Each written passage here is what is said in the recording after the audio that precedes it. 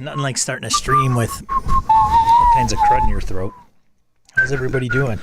What's up? Oh, I think so. Nothing like starting a stream with all kinds of crud in your throat. How's everybody doing? What's up? Oh, I think so. Nothing like starting a stream with all kinds of crud in your throat. Oh, there it is. How's everybody doing? What's up? Oh, I think so. What was that? There we go. There we go. Uh-oh. Did I close my chat? I probably closed my chat. I probably closed the chat, man. Better pull that up so I can talk to you people. You people.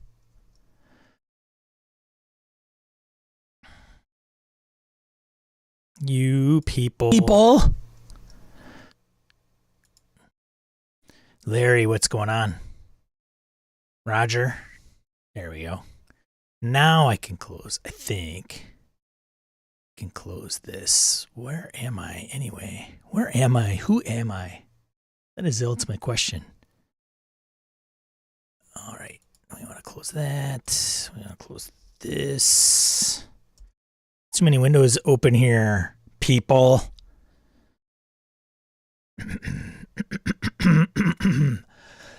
Dorigo, what's going on? Sorry, yeah, just a little bit of loop. Fingers crossed. Everything's going to be fine. I only screw up on gaming and BS a lot of the times. Oh, I got 2 chat windows open. I don't need 2. That's what happens. They overlap. They overlap.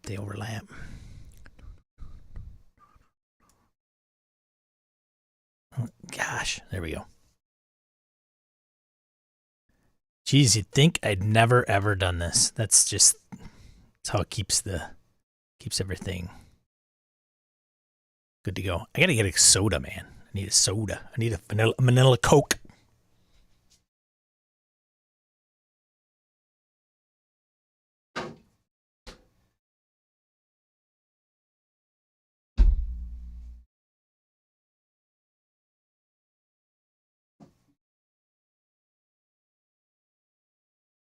Yeah, here's an idea. Get everything. Do everything as you go live. Not before. That would be ridiculous. That would be just plain ridiculous. And my light's really bright. I need to dim that down for a little bit. Get a little whiteness to my face. What's going on, everybody? Happy May 14th. You survived Friday the 13th. Jason didn't get you.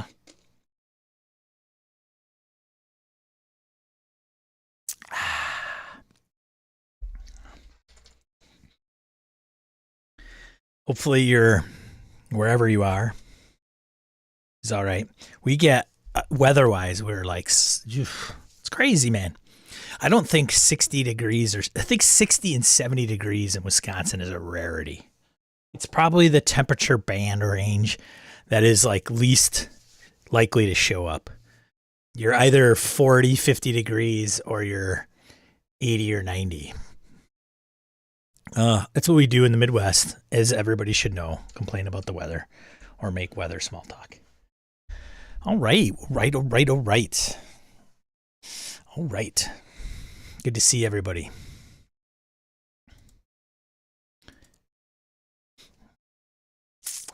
Let's start, shall we? I'm gonna get some stuff to go over. Let's hit it up, right? Let's hit it up. We'll start off with this one. And that's not going to work. That's not working. That's not working. That doesn't work. That's you guys. Look at that. That's not you guys. We don't want you guys. There we go. There we go again. D&D Beyond officially changes hands May 18th. In case you didn't get the memo, it's the 18th. So that is Tuesday? What is that? Wednesday? Today's the 14th. Sunday, Monday, Tuesday, Wednesday. Wednesday, the 18th, right? Finally close the deal and take the reins of D&D Beyond. They get the keys, if you will. Here you go. Don't break anything. Hope it works out for you. Yeah, I don't know what here's what you need to know. This is by bellofsouls.net. I don't know what you need to know. D&D account will transfer to Wizards of the Coast, at which point, going forward, the Wizards' terms of use will apply to your use of D&D Beyond. And the Wizards' privacy policy will apply to the personal data associated with your account. If you are located in the European Economic Area or the UK, Wizards of the Coast will become the data controller of your personal data once it transfers, because they're big on data over there, right? GDPR. So, yeah, you kind of have to change the terms and the policy because it's under different ownership, right? Officially. So what is changing in them? They need your permission to put your user content on D&D Beyond and operate the D&D Beyond service. Okay. Will Wizards own my homebrew content created on D&D Beyond? Wizards has no intent of taking ownership over user content you put on D&D Beyond. The terms of service will not grant us such rights. The permissions we'll need for user, the permissions they need, the permissions we will need for user content will relate to the following, to allowing can't get through, to allowing us to operate the D&D Beyond service, including displaying that content on our site. So they're not going to take ownership over any homebrewed content. Yay. Nor will the terms of service grant them ownership of anything else. Yay. I think that's it. You may wish to register for Wizards of the account as well. This way they can make sure they have access to upcoming projects and game events, including the Monstrous Compendium Volume 1 and the upcoming Spelljammer Academy free adventure. Pretty. Hey, what's up, Matty Q? Pretty meh. Like, as far as that goes, not a huge deal, unless you've got homebrew stuff that was always wondering what would happen, I guess. Right? Second one, XTR announces new documentary on Dungeons and Dragons. Well, who the hell is XTR? They are a film production studio. Looks like they've done a few things.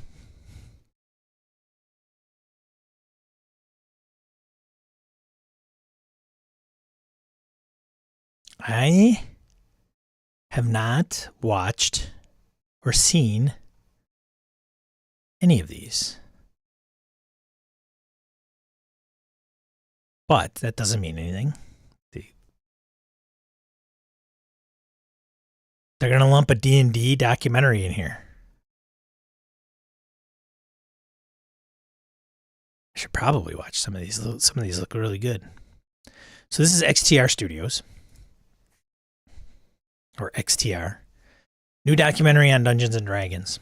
Hey, William.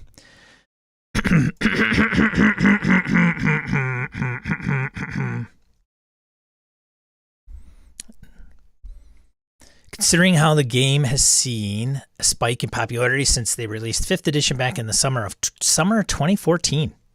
Going on 8 years old, 5th edition. It's a pretty good stint. It was only a matter of time before someone decided to either do a docu-series or a full-fledged film on the subject. The film is being called Role Players, and will cover everything it can about the seminal fantasy game from its beginnings to present day. Oh, yay. More about the Lorraine saga, I'm sure. Is she still alive? Did I ask this once before on a live stream? Is Lorraine still alive? What is her name? Lorraine, help me out. Lorraine, Wizards of the Coast. No, not Wizards of the Coast. TSR. Lorraine Williams. There we go. I don't think she's I don't think she's passed. This is her in control of TSR, downfall of TSR. Just once I'd like to see a book or a documentary that actually has her on there to quote what went down. I don't know if there's much to really comment from her perspective. It's kind of businessy. She came in, wanted it, there was I don't think how she came in has been misconstrued. So it's, hey, we needed some money. She had quite a bit from the Buck Rogers franchise, or at least I think her family, her grandfather, right? Because, it was her grandfather that had the Buck Rogers and the National Newspaper Service Syndicate. But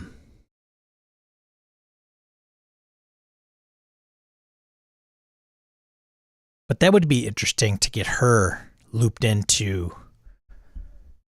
because she was still on board. She was still on board TSR when I think they sold it, right?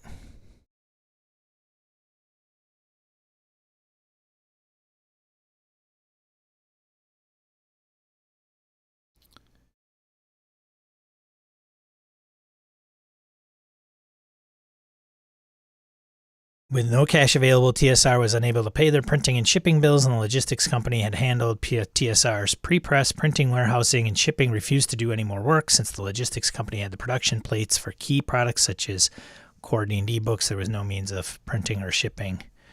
Blah, blah, blah. Bob Abramowitz, Five Rings Publishing Group, met with Williams and was able to negotiate and secure an option to purchase TSR using funding from Wizards of the Coast. With no viable financial plan for TSR survival, Williams sold the company to Wizards of the Coast in 1997.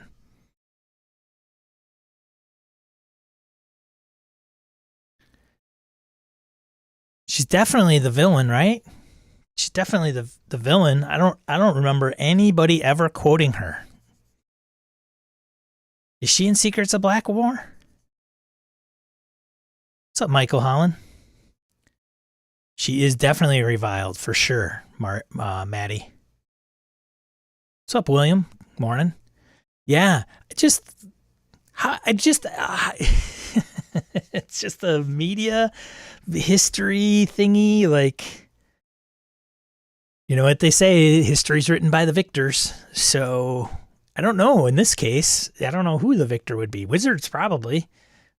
But why wouldn't they just loop her in? And maybe it's very boring. I don't have much to say. I came in, I injected a bunch of my money into TSR. It was mismanaged. We tried to get it on track. Part of getting it on track was getting Gary out of the seat. It still didn't get on track, and we sold it. Maybe that's as easy as it is. I don't know. Anyways, so going back to the documentary, film is being directed by Morgan John Fox and produced by Ted Speaker, both of whom were behind the company's trading card documentary, The Hobby. So if you're a trading card geek, check out The Hobby with Brian Mooser, Catherine Everett, Justin Lacob, and Abazar Kayami. Set to executive produce. Here's the initial pitch from the company. Currently in production, the documentary comes on the heels of Paramount and E1's announcement on the title for the upcoming narrative piece on the same obsession, Dungeons & Dragons: Honor Among Thieves, which will be the full feature film. And Hasbro's reported explosive growth on the franchise as a result of the major theatrical release in March 2023.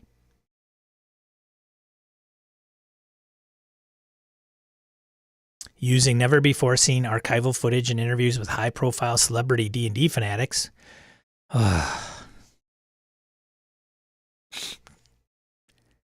yay, more Joe and more Critical Role interviews.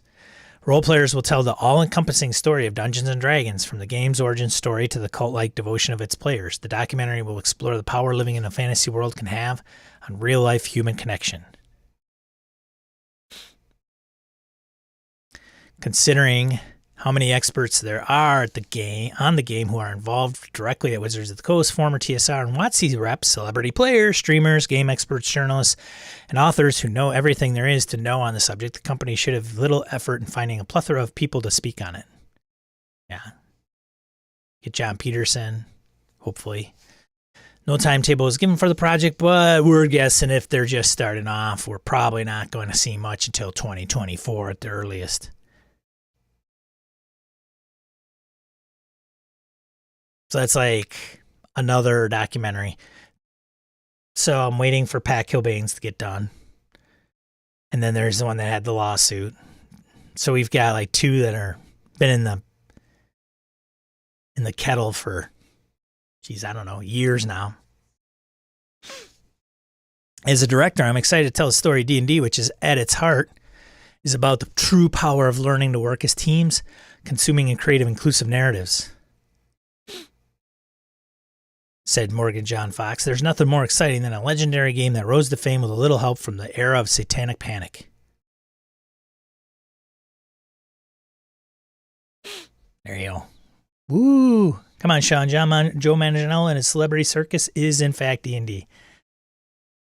Yeah, I mean, I appreciate Joe, being as forthcoming and saying, hey, and I don't even care. I don't get hooked up on, like, hey, man, I like D&D before the celebrities, man. Like, I'm not all hipster sitting on the corner, drinking my PBR saying I was cool in D&D before it was cool.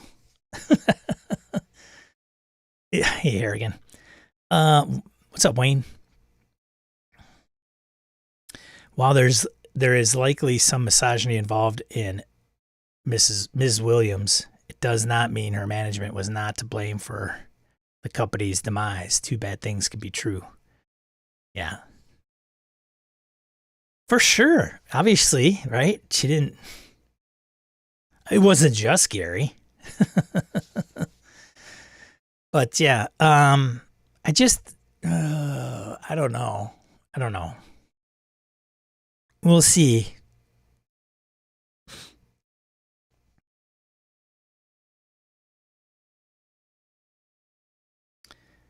Yeah. Well, I don't know. You're probably right, Michael, with saying satanic panic might not have helped from any particular perspective, but you know what they say, no bad publicity is still publicity. I don't know. It's not to say that TSR as a whole wasn't poorly managed, because it certainly was. For sure. It might have been just a hole they could never dig themselves out of. But I don't know. We don't know. I mean, we do know. We know all about the Gary side and how he's such a victim of corporate subversion. Oh, he's done so wrong.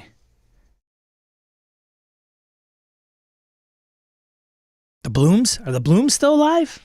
Like, we always hear about the Gary story. He's dead. He's not even around. We got to ask all his cronies who loved him. Right?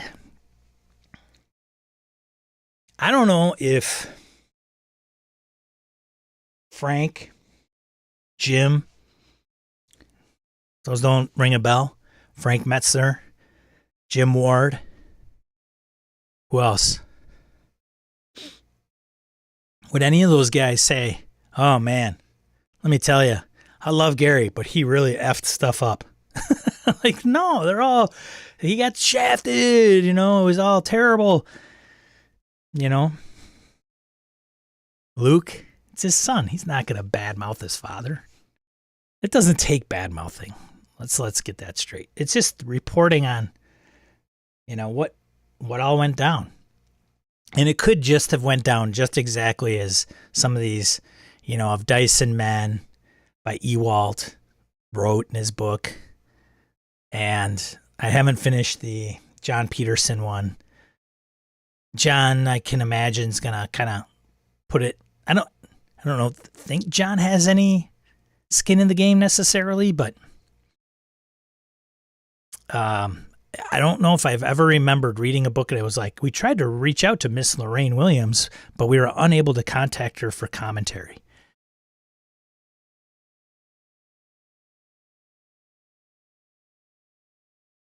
I did not know Mr. Bloom. Was it Brian Bloom? It's funny when you read about the stories that John Peterson paints.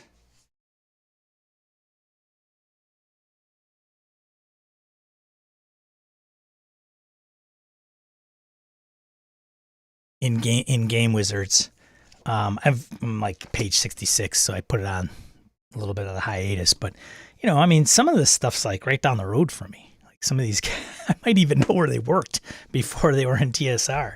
Like Mr. Bloom was like a fabricator in some, you know, I don't know if I knew that. I don't know if it was just the Bloom brothers in some of the other books or the tales, but he quit his job at being like working at a fabricating plant or something like that down towards Lake Geneva. I'll tell you what, the job market down there is not like, you know, big metropolises, you know.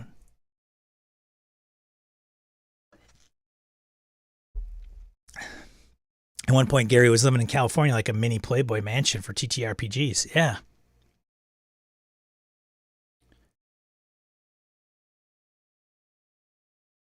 '80s in California. Wasn't a bad deal with the Dragonlance books. Put the final nail in the coffin. Hey, Mark.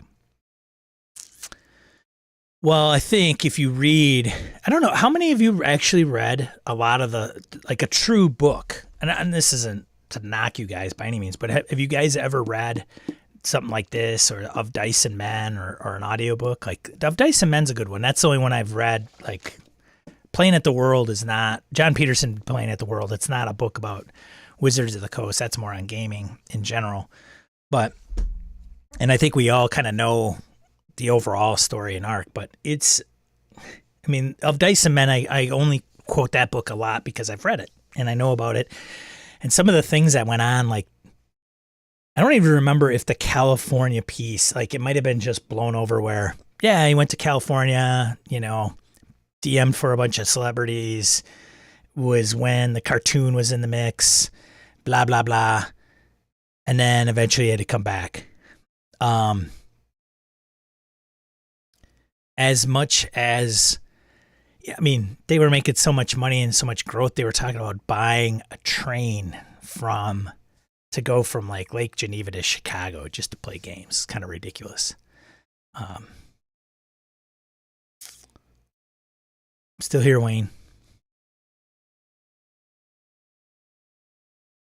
So anyways, documentary. You know, I haven't watched Blackmore. I got to put Blackmore on the list to watch. Got to put, and I'm as far as I am in here, I'm as far as like D&D starting. Like they're putting out D&D, the white booklets, and it's, you know, these agreements that are in this book, like they have pictures of some of the agreements they had and the letters that Gary wrote about the agreements. And it was, I mean, they're written at least, you know, it wasn't just a handshake. I just passed one actually. I thought they were kind of, it was like interesting to see here, you know, some of their handwritten notes from like first quarter sales.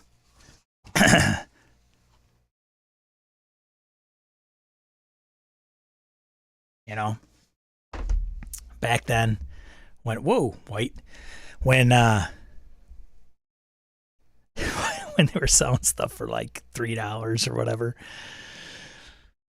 But yeah, D&D, Wizards, TSR. I think they're the basis of, at least of Dice and Men in the fall of TSR back in the day, was obviously they couldn't pay their vendors. They couldn't pay their printers and what they needed printed.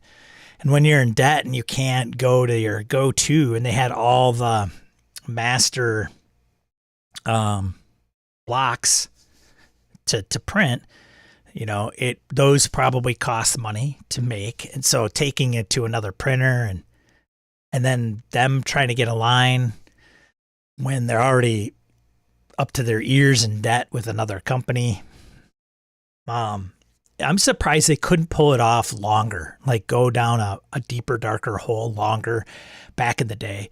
Because back in the day, we didn't have the internet. A lot of things weren't wired up the way they are now. You could do a credit check pretty quick nowadays. Back then, there's probably a company that did it all manually.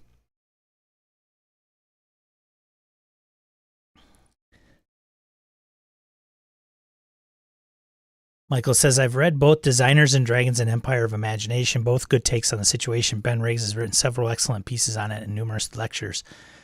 Empires of Imagination, that's the one that Luke endorsed, right? That's got the it's got the little looking Gary on the Unearthed Arcana look, right? Cover.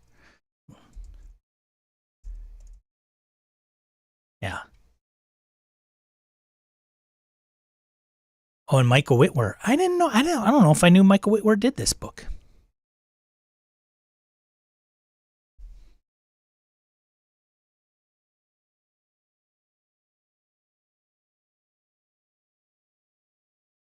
Oh, Michael wrote it.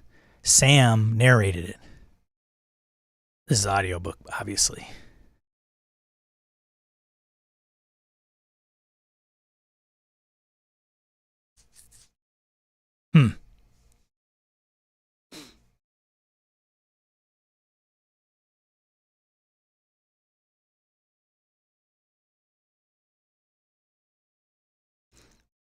What are you going to do?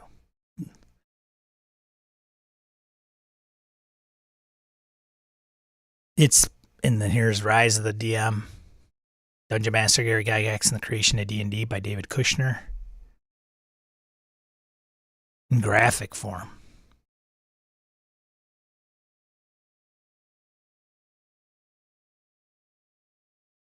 I mean, you read so many of these, the first origin story is going to be pretty similar amongst all of them, right?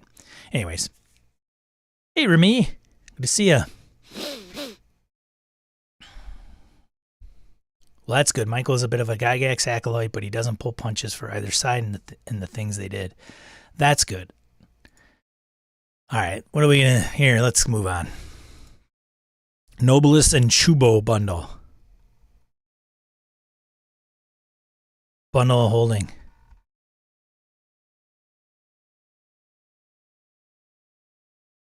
I know Noblis. It's a kind of a nice, very white book. I don't know much about the games, and I certainly don't know about... Is it Chuubo? But if you're interested, this is the bundle of holding.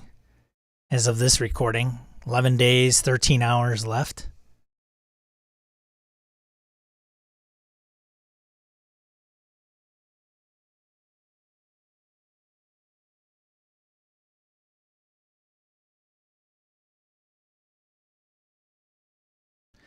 Noblis, The Game of Sovereign Power, 2nd edition, 2002. Gorgeous 304-page Great White Book from Hogshead Publishing. Was the winner of an Origins Award for Best Graphic Presentation. Includes free rules expansion, Unlikely Flowerings.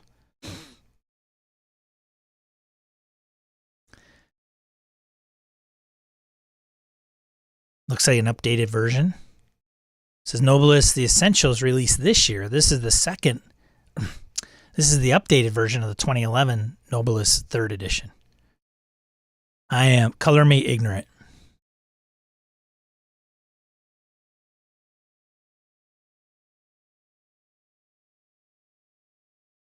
But if you're interested, grab them. Hey, Joe. Morning. Let's see what else. Folks over at Edge Studio. New Hope. They're on the 12th of May, 2022. They're excited to announce that they're going to do reprints of the Star Wars product lines for Fantasy Flight Games. So if you're not familiar, Edge Studios took over Fantasy Flight Games. I guess they're a division of Asmodee, which is great.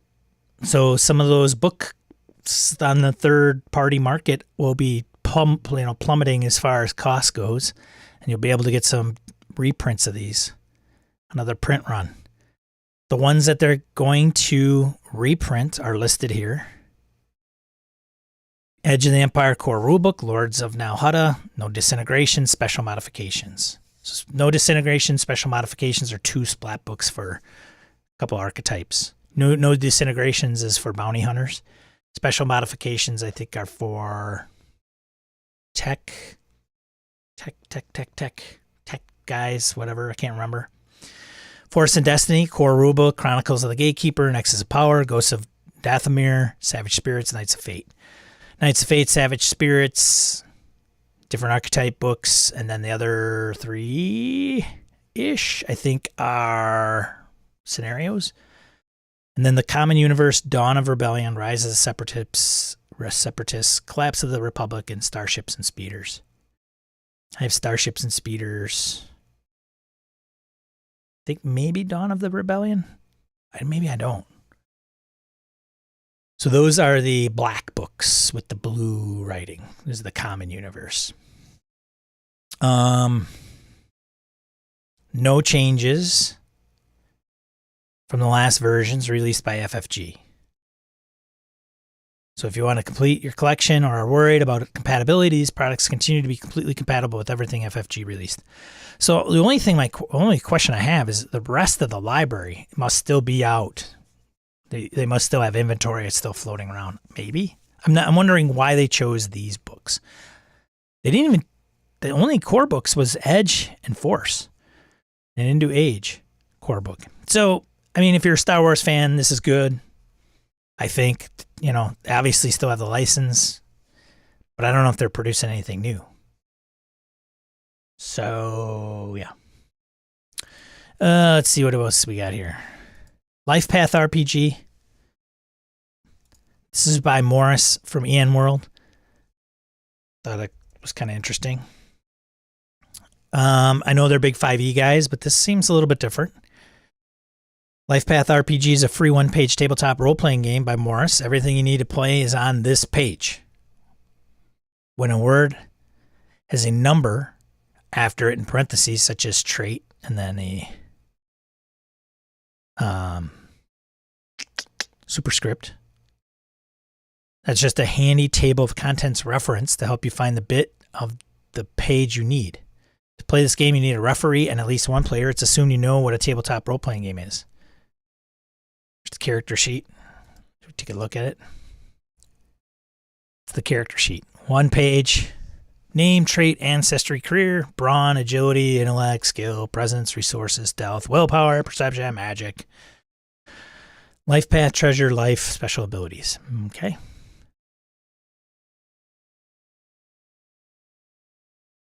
They even have a random character generator. Identity. Choose a trait, an ancestry, upbringing, and a career from the list below. Your trait, ancestry, and career make up your identity, such as intellectual, elf, bard, or quiet dwarf ranger. Each of these adds to your stats, and each gives you an ability.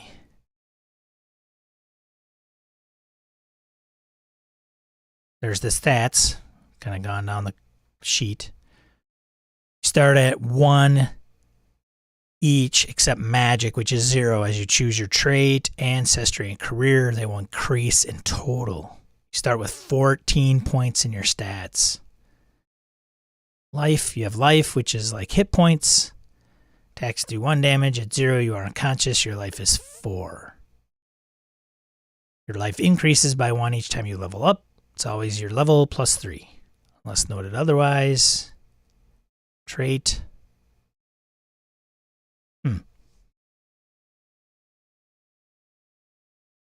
Okay. Athletic, nimble, intellectual. Then it tells you what you get for it. So if you're intellectual, intellect +1, magic +1. You can always recall history, myths, and legends. Charming presence +1, resources +1. People nearly always like you unless you do something to cause otherwise.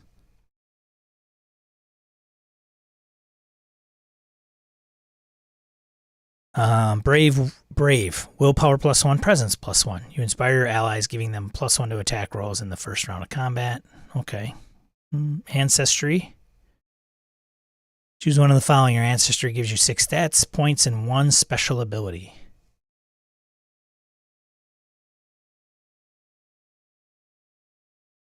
So elf, dwarf, halfling, gnome, goblin, human, orc, clock folk, vampire, what? Bird folk. I want to play vampire. Brawn +1, agility +1, presence +2, perception +1, magic +1. When you bite somebody, you do damage. You get 1 life back. Upbringing. Academic, cosmopolitan, cult, destitute. Describes your childhood before you embarked upon your adventuring career. Your upbringing gives you 2 stat points. Career. Choose one of the following. Your career gives you 6 stat points and 1 special ability. Acrobat, bard, berserker, burglar, cleric, druid, noble, paladin, ranger, warrior, wizard. Gameplay. When you do something difficult, roll a 1d6 and add your stat. You don't have to roll for most tasks. You only need to roll if what you're attempting is difficult. Unopposed, opposed, attacks, who goes first. Multiplication. 2 or more abilities grant a multiplier to something. Take the highest. They do not stack. Monsters. Made some monsters here. Pretty interesting stat blocks. Dragon has a brawn of 15. Booyah! And a life of 24. Traps. Spells. Firebolt. Fireball is level 2 and does 1 damage to 3 targets. It's kind of nifty. I don't know. Treasure. You generally have whatever gear you need to do your career. If you need something extra, roll resources. You need a 7, difficult, for regular gear, and 13, Herculean, for something extraordinary or magic. Obviously, you need to be somewhere you could buy that thing. Leveling up. Ding! When your referee tells you it's time to level up. Sounds like it's milestone leveling. When you gain a level, you select any career, increasing your stats accordingly, but do not gain the special ability a second time if you repeat a career you already have. Your level is equal to the number of careers you have taken. Should we just roll? Yeah, look at that. Athletic dwarf paladin with an academic upbringing.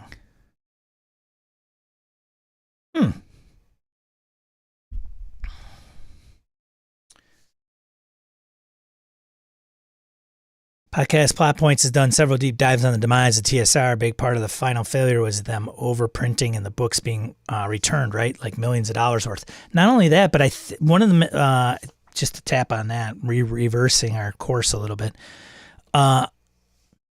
Some have said that the box sets, they were producing too many box sets and there was no margin. Like the margins weren't there. So, you know, they'd sell a ton of them, but they weren't making any money.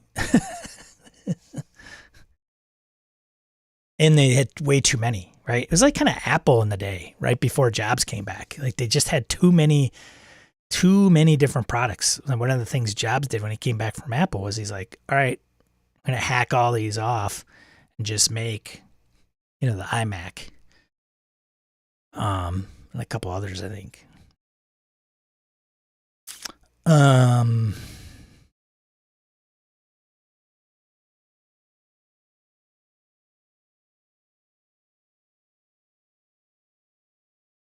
Joe, you ditched all your FFG Star Wars? I'm disappointed, Joe. What's up, Hoos? He's up early. Yeah, man. Hoos is on the West Coast. Woo woo. Starting at the balmy 6 a.m.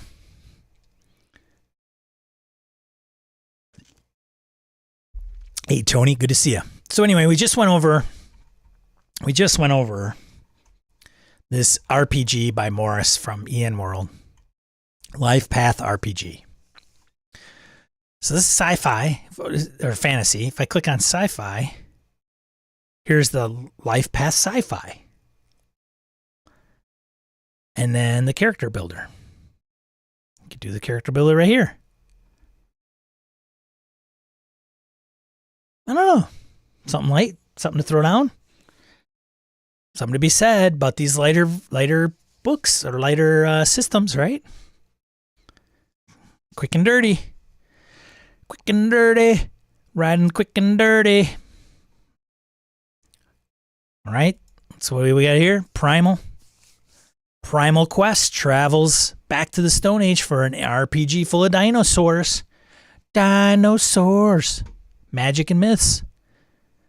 Prehistoric fantasy has long seemed like an underutilized setting in fiction, one only trotted out as a backdrop to time travel shenanigans and that odd action flick from the 2000s. New tabletop RPG Primal Quest would likely agree, while also adding that a little bit of primal magic and weird twists only enhances the experience. Oh, it's by Diogo. Hey, shout out to Diogo. Diogo Noguera. Oh my God, I can't pronounce his last name. Noguera? So Diogo, if you're not familiar, he does. I have the three of his books. Here we go. Let's give Diogo some good loving. Whoa,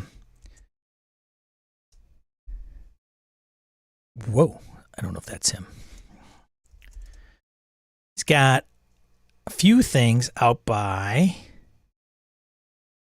what is the publisher?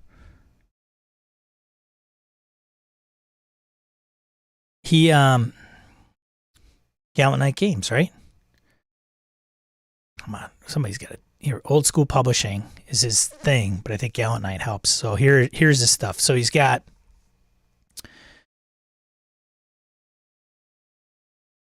Sharp Swords and Sinister Spells, Solar Blades, Cosmic Spells. He's got The Dead Are Coming, Running Out of Time, and Screams Amongst the Stars. Those three are kind of a trilogy. I think they all use the same mechanics. I have all three of those.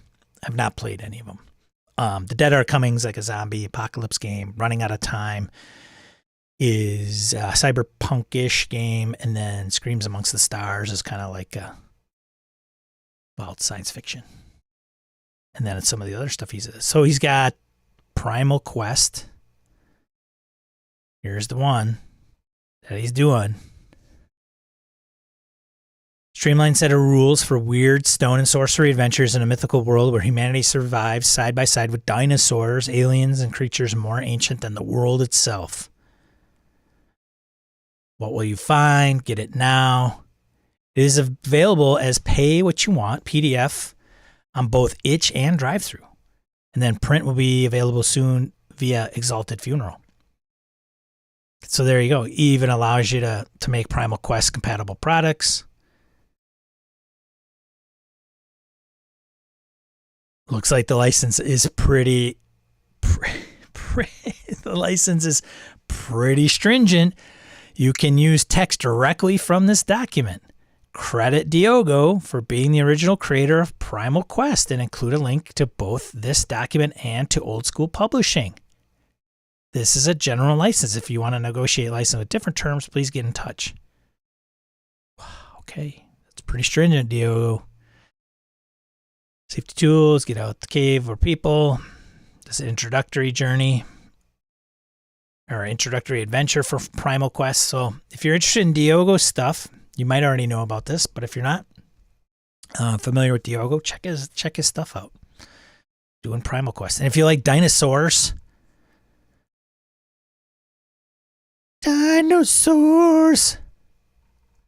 check it out. Hey, Lucas. Lucas from Nebraska. Old Skull. Gallant Knight promotes, distributes prints. Yes. Because I remember Gallant Knight was involved only because I'm like, hey, do I have to buy all 3 separately, or can you just put them in a bundle?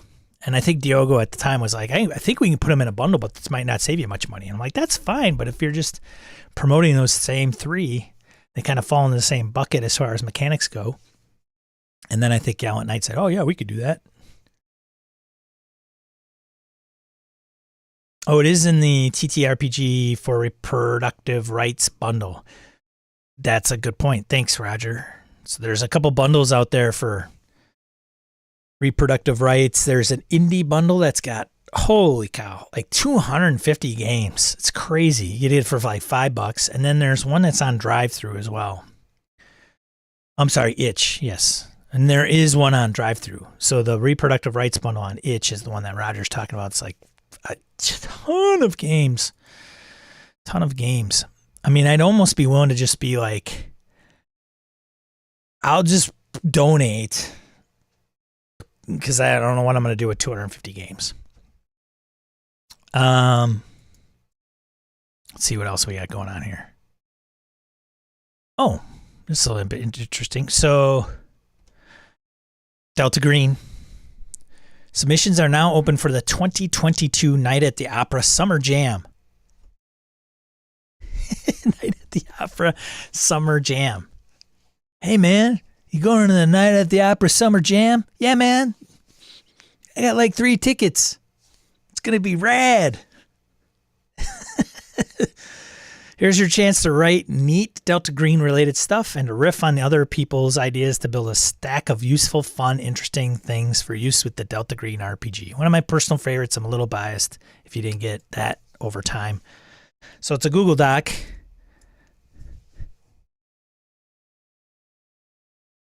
Must be on Reddit somewhere. Looks like a Reddit address at the top.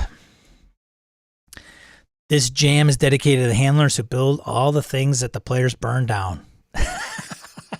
Clues, crimes, complex relationships, and everything in between. Swamp gas glittering in the dark near the Watergate Hotel. All the blame will be lost with bureaucracy like paperwork in the flame.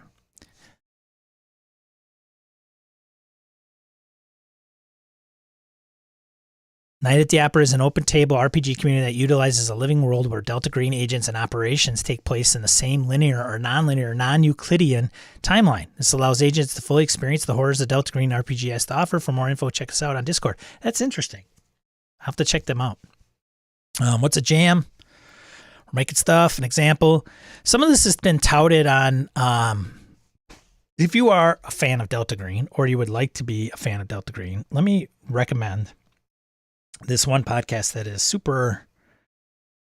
all Delta Green all day, every day, which is great. Sometimes we get podcasts that talk about Delta Green as a game and then that's it. Or it's an actual play and that's it. The Green Box podcast, can't recommend it enough. Audio quality's okay. Could be a little bit better, but those guys tackle everything Delta Green, every episode, all the time. Designing scenarios, running games, players running into problems, getting clues or deciphering clues from the investigation. It's really super awesome. So I highly suggest it. Plus, it can make you a better Delta Green player or handler, as the GM is affectionately known. But anyways, so I do not have anything for the Night at the Opera Summer Stuff Jam. But if you're interested in Delta Green, some of these get turned into some decent scenarios. So there you go. A little flow chart.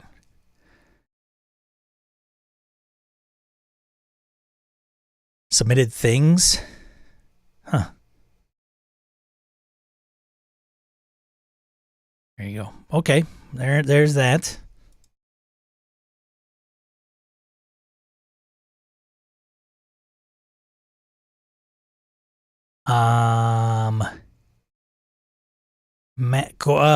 Okay. So It's like so this is in Colville. Matt Colville's Reddit came across. Why is that dimming? Hello? Is there a pop-up that I gotta click out of? What is going on here, people? Game procedures, exploration, dungeon/hex. This is by Cody_Maz on the Reddit. Let's see, I'll blow it up for you guys. Wanted to share a few of the core procedures I use to run the exploration bits of the game. These are lifted almost as is from the basic expert mold they cooked D&D of 81. You should be able to make them fit the system du jour. This is not a guide on how to make hex dungeon crawls, only how to run the ones you have. Dungeon crawling. Order of events. Don't forget, torches burn out after 6 hours. 6 turns. Whoops. 6 turns, 1 hour. Shoops. Hex crawling.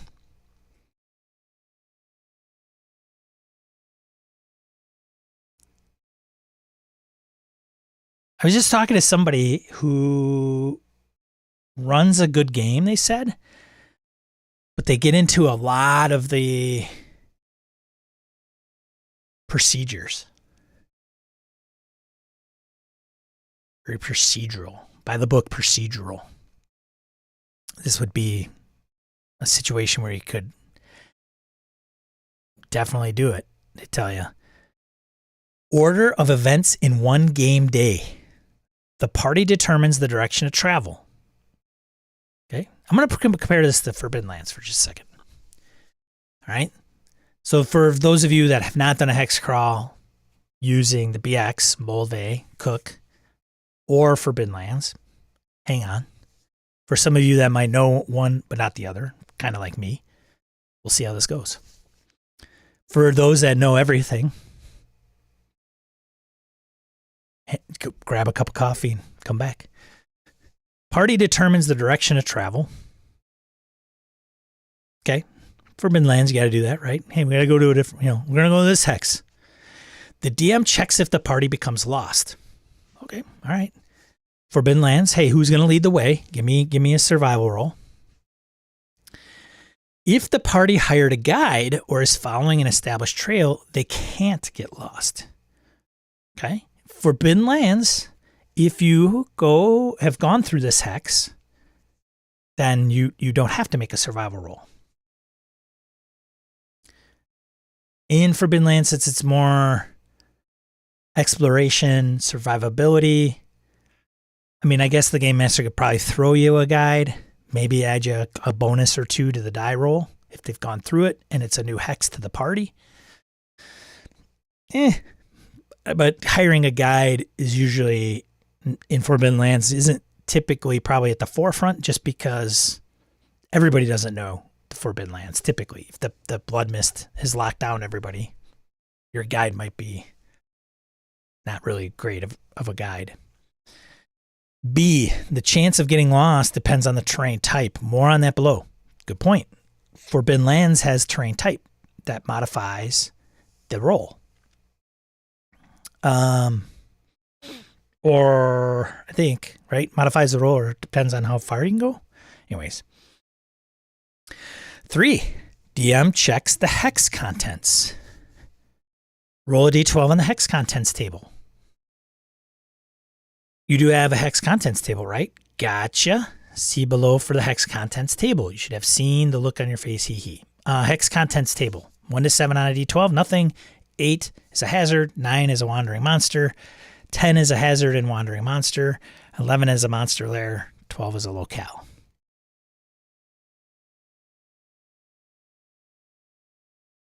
Okay. All right. Forbidden Lands. If there's something there, typically the party will probably just see it.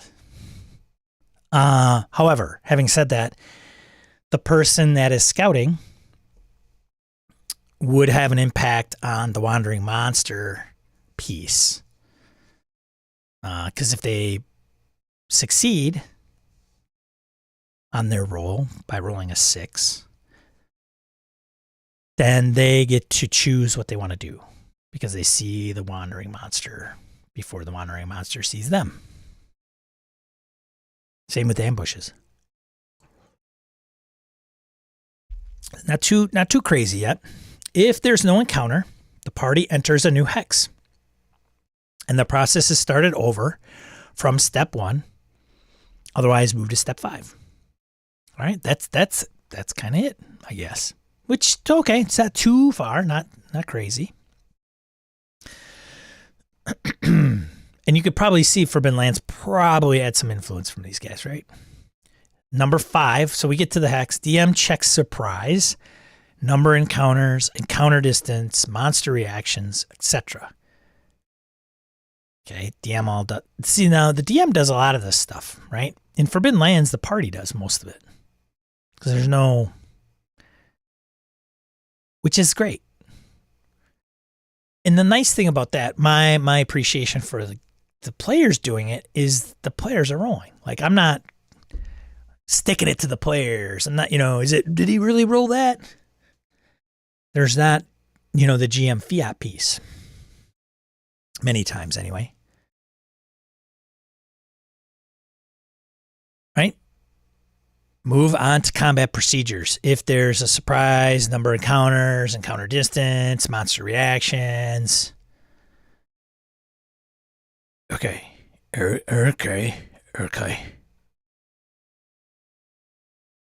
When the party takes the day to search a hex, they always find the one thing I deliberately placed in the hex,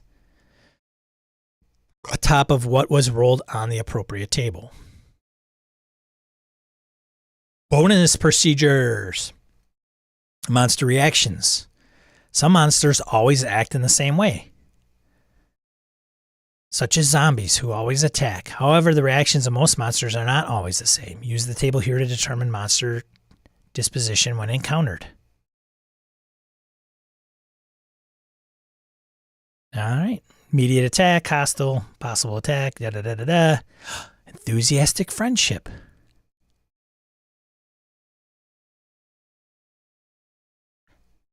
Hello, friend. I live by this table. Sure, I know what some of the monsters in set piece locations are going to be doing, but when they're randomly encountered, this table helps free up some of my mental capacity. Encounter distance. This one's easy. In a dungeon, it's 2d6 times 10 feet. In the wilderness, it's 46 times 10 yards. Don't flip them backwards. Reverse. Wandering monsters are aware of the party and almost always move towards the party. But would they? Would they? Why? Like, aren't monsters more afraid of us? Maybe modern day. Back in the D&D days, no. All monsters want to eat humans. Or elves or dwarves or whatever you're playing. Surprise! Again, easy peasy. Roll 1d6 for each side of the encounter. A result of 1 or 2 on either side indicates the side is surprised by the encounter. Note on maps. Now he just goes into a little bit about hex maps. Huh. That's it. That's it, I guess.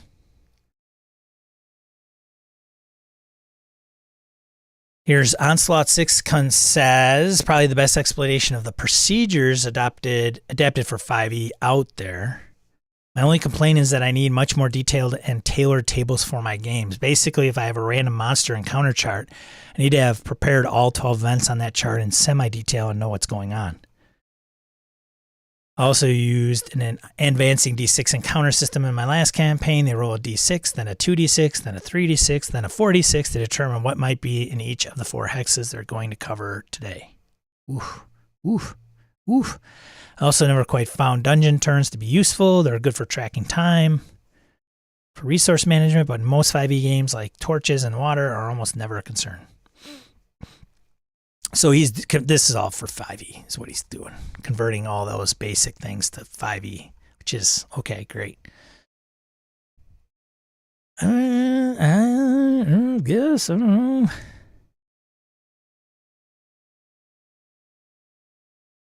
Yeesh. How about just the like? I wonder though if any of these guys would play Forbidden Lands if they just and just divvied up those roles appropriately. I don't know. It's not to be all end all, I guess, but what do you think? What do you think, guys?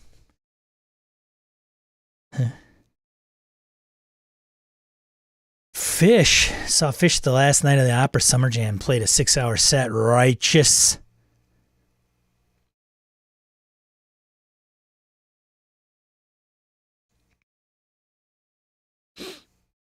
Righteous. Okay. There we go. And this was the Dungeons and Dragons feature doc. This is just another... I think I put this in my notes twice. Yeah. Oh, this was by deadline, though. Deadline.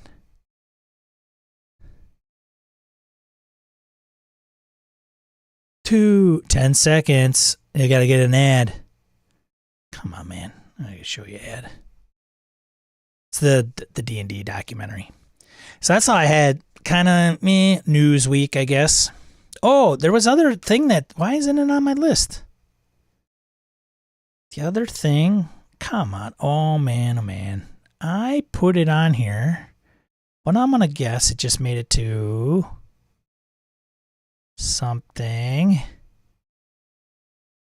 Craziness. Where is it? I saved it. Where did it go? I don't know. But the... 2 books being sunset by DND Beyond in lieu of Monsters of the Multiverse. So, if you're not playing D&D 5e, probably not a huge deal. But, darn it, I thought I saved that. I don't know where it is. I gotta sort out all my notes. They're kind of a mess. But the, what is it? Mordenkainen's. Oh, man.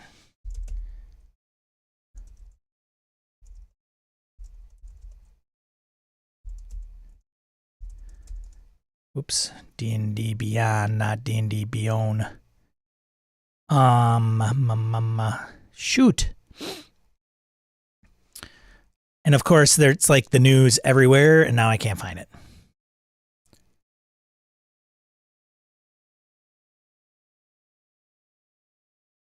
Bugger. D&D Beyond.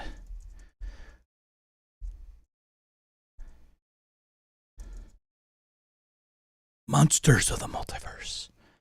Yeah, here we go. D-list 2 Dungeons and Dragons books next week coming up. So they are going to release Mordenkainen presents Monsters of the Multiverse that contains updated character races and creature stat blocks from previous D&D rulebooks. So people are kind of up in arms about what they're going to change and why they're... And they were originally printed in Volo's Guide to Monsters and Mordenkainen's and Tome of Foes. Released in 2016 and 2018. And so when Monsters of the Multiverse went on sale on May 16th, both books will remain on the marketplace through May 17th and then will be removed. It says users who previously bought one or both of the books will still have access to those books' content, including the older versions of the character rules and creature stat blocks.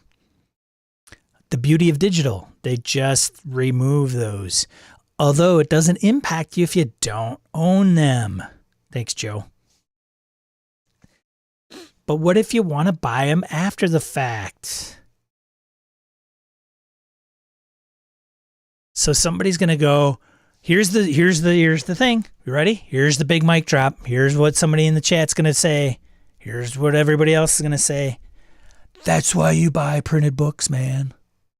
That's the biggest argument for printed books, man. You already got them. That's it, dude. Even though they're not going to remove them from people. But what if they did?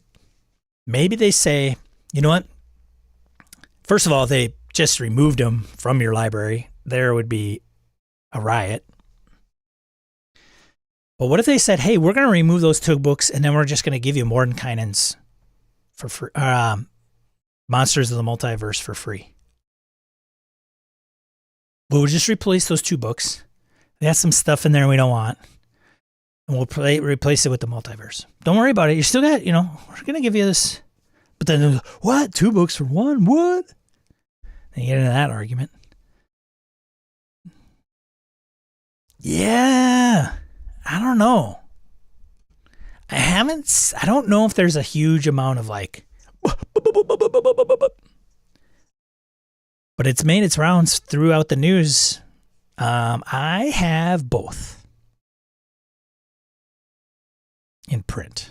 Don't think I have them in digital.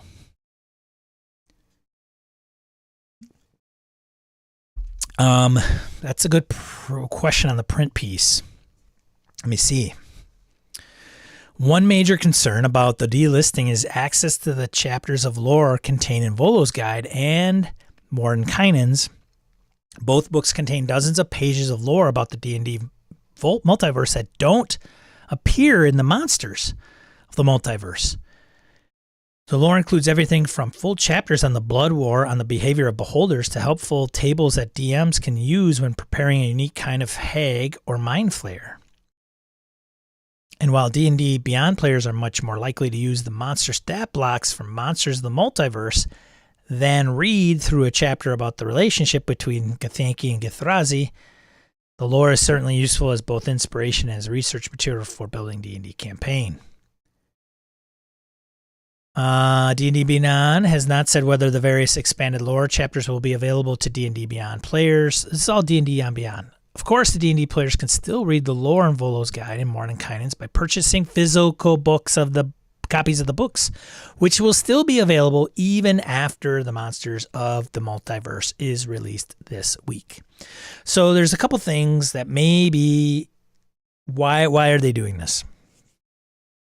It could be where they're coming out with Mordenkainen's or the multiverse, right? Whatever.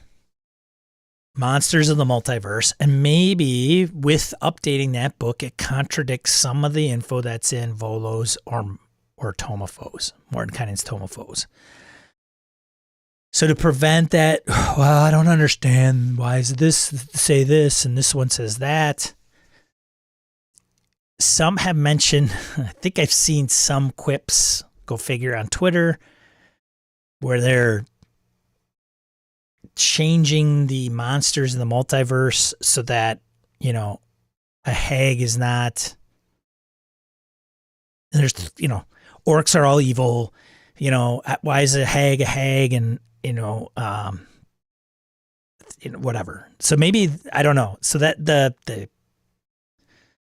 some people will say that it's the WotC woke wagon is trying to change some of those things that might have been in Volo's or Mordenkainen's, maybe to bring it up to speed. I don't know. I don't know if that's true necessarily, but that's something that people have spouted off. I mean, it would be like, hey, it'd be like a Call of Cthulhu game where racism, Masks of Nyarlathotep was reprinted and re-kickstarted, and it was rewritten and retweaked because they wanted to bring it up to date. Like, it had some dated material from, when was it originally launched? 80s, 90s? And then, times have changed. So I don't know if that's what they're doing with Monsters of the Multiverse, but I don't know. I don't know if I've heard all the rage about the 2 books being sunset, because if you own them, then great. Even on D&D Beyond, if you own them, you got them. Great. But going forward, if you're on D&D Beyond, you're not going to be able to grab them. And some of those books would probably have things that you might find useful, but now they're not. Now that's not available to you. Much like some older RPG books, like that would probably be very useful to you, but they're no longer in print anymore. So I don't know if it's just, I don't think it's a complete anomaly or something completely unusual, but what are you going to do? Hey, Jim, morning. So, yeah. that's all I had for what's going on in the world of RPGs. Probably, I know there's much, much more, but those are some of the things I made notes of for this week.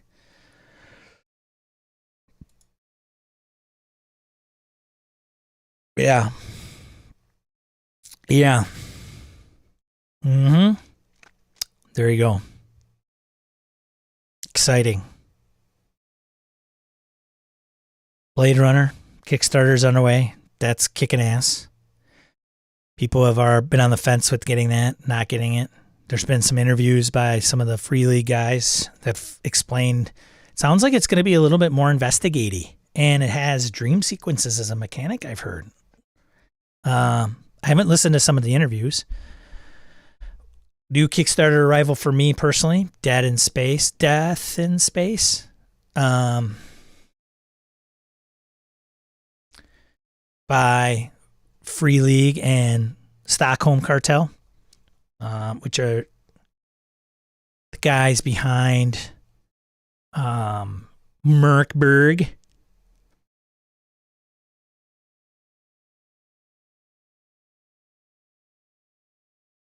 I did a flip through for some patrons.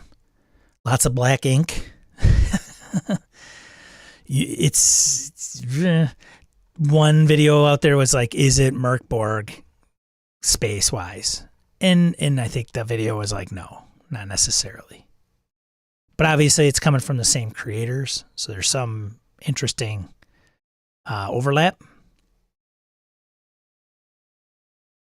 You can see, I mean, unless these guys had it on their shelf for a little while, it's probably got a little influence from maybe another popular alien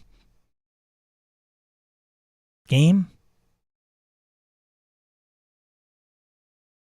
Potentially taking place on a ship, big mother ship maybe.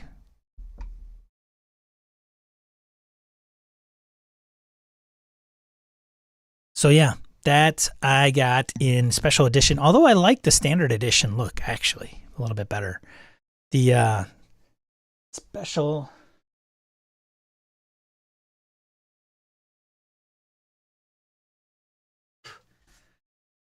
edition, it's got kind of the threaded cover and Death in Space in the corner. You can barely, it's like it says Death in Space manual. So it's light. It's 120, 130 pages. Even has stuff in the back covers, ribbons. So a pretty book. Probably pretty easy to fire it up and play. What's up, Ty? Is there anything I missed that should be in this week's lineup of conversation? Kids in caps? I don't know about anything about kids in caps, Ty. Sounds like, what, a trip to the mall, going to Lids? Heyo.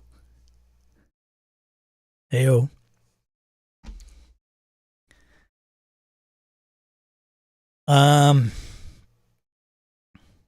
Yeah, there you go. You guys are kind of low-key this morning, huh? Probably due to all the exciting and updated news out there.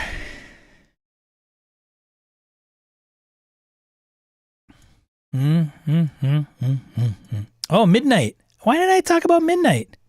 I'm telling you, my notes are not up to par this week, man. Of course, I get to talk all about the stuff I like. Maybe. Some of this stuff's, not up my alley necessarily, but there's, I'm sure, a lot more. I'm sure. May 27th, midnight, the RPG setting for 5e. I need a secretary. I need something. Prepare for the Shadow, Legacy of Darkness.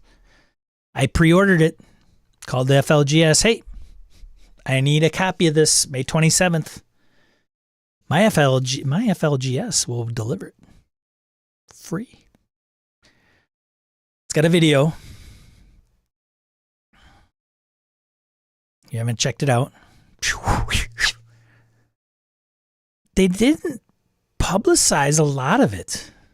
And their Twitter, just their hey, let's put out a bunch of stuff to keep people jazzed. It's been pretty low key. Oh, excuse me. No Kickstarter on this one. If you're not familiar with Midnight, it was done for 3.0 and 3.5. So they did a first edition and a second edition. Second edition was to kind of bring it up to 3.5 and include some things that might have been in a supplement or two and kind of merge it into the book.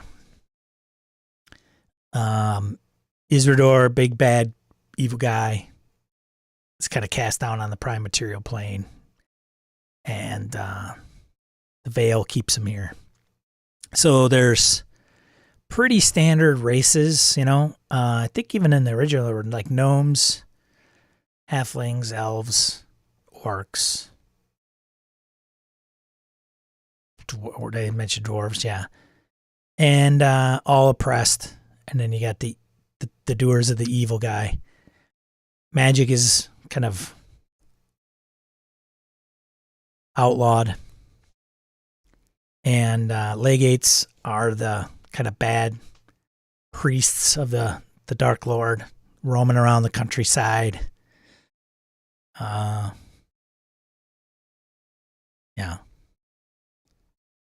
I have never run it, but I'm going to grab it. We'll see. If they do, well, I'm sure they're going to do it like, I hope they don't do it like Simbaroom 5th edition. I just talked to my buddy Phil. Thanks, Phil. Giving us some insight into the 5th edition Simbaroom piece. And I think there's a lot of the components in the 5th edition Simbaroom where it's like, he mentioned where there's places that it kind of goes, hey, you want to know more about how this works, go reference the 5th edition Player's Handbook or whatever. So I'm hoping that if you get Midnight Legacy of Darkness, it's kind of a fully fleshed out game. They do use the modern 5th edition T20 rules, so I hope it's just by midnight and it's got everything in there that you need for game mastering it. Not a, here's all our IP. And oh, by the way, if you want to know how this works, go buy the world's biggest, greatest role-playing game. So I don't know. But I'm excited. I don't know if I have all the original books. I have quite a few in print that I never gave up because it's awesome. It's interesting. Yeah. So it's the reason. So Sean, what appeals to you about that setting? And even Simbaroom setting appeals to me. And I think it's those settings appeal to me, specifically Midnight, since we're on that topic, just because it is kind of this world of oppression, right? And if you're going to run it in 5th edition, which is fine, and they're heroes, great. You know, all worlds need a hero. But if you're playing in D&D in, I don't know, Forgotten Realms, maybe everybody's a hero. And it's kind of like, yeah, there might be bad things that are going on in these pockets, but otherwise it's kind of like Lord of the Rings when Bilbo's hanging out and having his birthday. Like everything's kind of lolly. Everything's okay. This is after the War of the Ring, man, and it's bad news. So how do you, maybe it's a Points of Light campaign where you're going from one town to the next, kind of undercover, because you don't want to attract the attention of the Dark Lord and his minions. And then when you do, what happens? So you could do that in Forgotten Realms. You can do that in any setting you want, of course, but that's the basis of Midnight. And you've got some of these, at least in the original books, you have some of these, I think it was the gnomes who kind of play both sides of the fence. So who do you trust, right? There's some themes that you could probably place from World War II into a setting like Midnight. I mean, if you're in a town, can you trust everybody in the town? What's up, Mort? Good to see you. Good afternoon. So I'm excited about that. It's 350 pages. It's gonna have everything. If they kept it kind of true to the setting and everything, it's probably just gonna be a little bit of a rewrite. So it's not. I would imagine they're not going to change the history of the world. They're not going to flip it on its head. I mean, even some of the people with Forgotten Realms, I don't know much about the Realms lore, but I know when they came out with 4th edition Realms, they kind of changed the timeline, or they fast forwarded like 100 years. I imagine maybe they could do that with Midnight, but I don't know what advantage it would be. So I anticipate having humans, and then they have different ethnicities depending on where they are. Like, you know, if you're the northern humans or not. Erythor is up there, I think. I'd have to brush up on my Midnight pieces. All right, see you, Harrigan. So I'm excited about that. That'll be coming. But I think I'm going to have to do another purge. So Symbaroum also appeals to me as a setting. Because I don't know, maybe it's evocative. It's got, I don't know, I have this weird preconceived notion with some fantasy settings where the sun's always shining and the birds are chirping, and then I get into these doom and gloom settings. And I think there's a difference between doom and gloom and gritty and dirty, right? It's not Zweihander. Where it's like Game of Thrones and everything's gray and everybody's muddy. Like they came out of cleaning chimneys all day. I don't know. It's weird. It's me.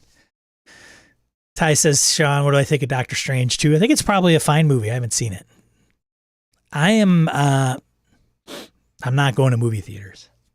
So I'm waiting for stuff to hit video, and then maybe I'll see it. The funny thing is I'll say that, and then I have Disney Plus, and then I don't watch half the stuff that comes on there.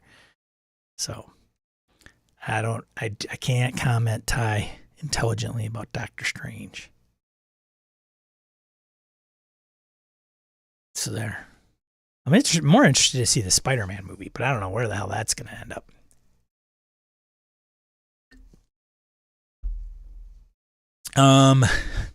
Yeah, there you go. 27th. And if they continue with the artwork and, you know, the quality that they've done in the past, then I'm pretty confident the Legacy of Darkness is going to be pretty good. I'm glad they're bringing it back. They're also doing the Age of Imperium setting too, which I think a lot of people are into. So there's some good stuff from Edge Studio, which kind of doesn't put out a ton. I mean, they put it out when they've like, hey, we've got a milestone, we can put that out. But there's, you know, like not a lot of interviews with the people from there, and keeping things kind of low. The down low. I was just disappointed we didn't get a 70s porn music Spider-Man cameo. It's on Stars. Yeah. I'm sure I can rent it somewhere. I'm sure Apple will have it in the App Store or iTunes. I'll be able to rent it or buy it. I don't know if I want to buy it. Buying digital? I don't know. Is that the thing? I think I might have bought a couple things. Maybe out of the discount bin. I don't know. I'll tell you what I am excited about. Let me see. I say this now, and I'll probably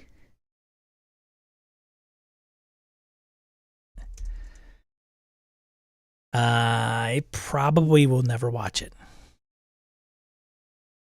We'll see.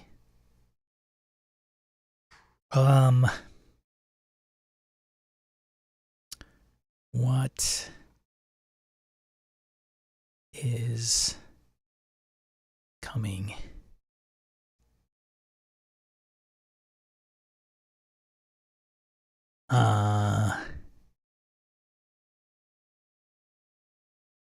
Shoot. Coming soon. It's got to be here, right here. There it is. Oh, what? I can't even access the... Oh, man, what the hell? What the hell is the Ipcress file? And when I click on it, it brings me here, which is fantastic. Oh, come on.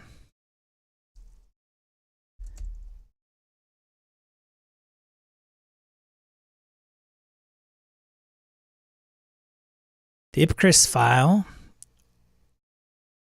is coming to AMC. And it starts on the 19th. So this month that I'd like to watch. It's a bit of a... It's based on a book. I think there was an original version with...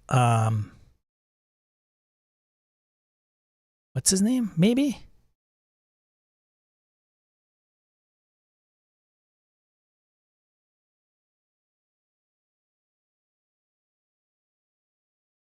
Different class of spy. So I think he was going to do prison time and they kind of break him out. I don't know the book and I haven't read it. So as the Cold War rages, ex-smuggler turned reluctant spy Harry Palmer finds himself at the center of dangerous undercover mission on which he must use his links to find a missing British nuclear scientist. Yeah, man. But here's the thing. I started watching MI5 on Apple. I think it's MI5. And it was slow horses. That's what it is. And it started out okay. Darkly funny. Espionage drama follows a team of British intelligence agents who serve in a dumping ground department of MI5 due to their career-ending mistakes.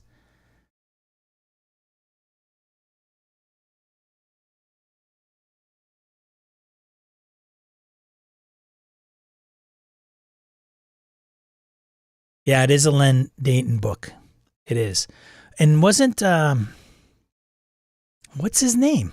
Michael Caine. There it is. Wayne, thank you. Michael Caine. And so a guy that I know, I don't know if you know him, Mort. He's got to have shown up at a con. 40 games.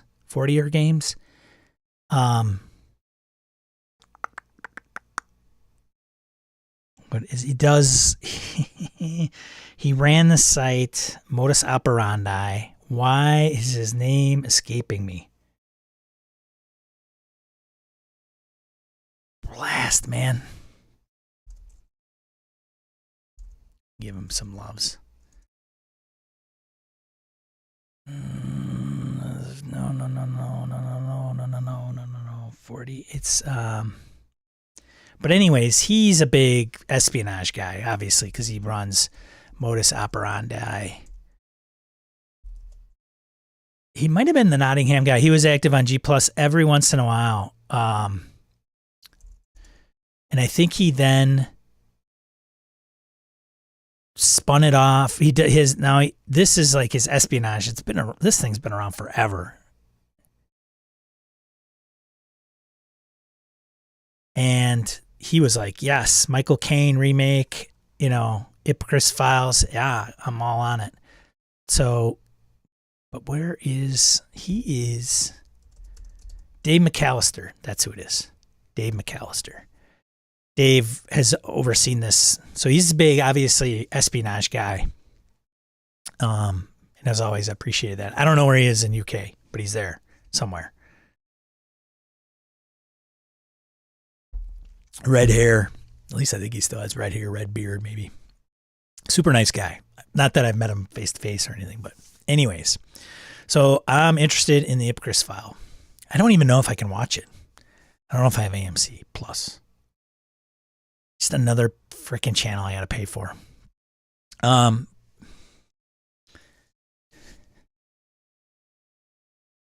right, Joe. We'll see you later, buddy. I got to get a haircut today, too. It's haircut day. Anyways. Top Gun Maverick. Yeah, I heard it's good. A lot of the pre-screeners and critics have said it's great. It's a great story. Many of the previews I've seen look similar to the original, but might have a deeper story. Who knows? But Maverick is a good one I'd like to see. But I don't know if I'll see it in the theater.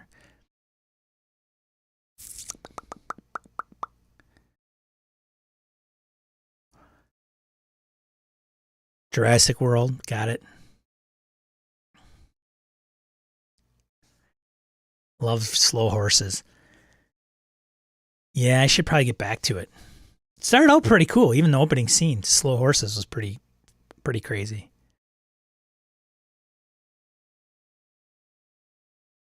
White Lies, yeah. We played some White Lies. Harrigan ran it for us.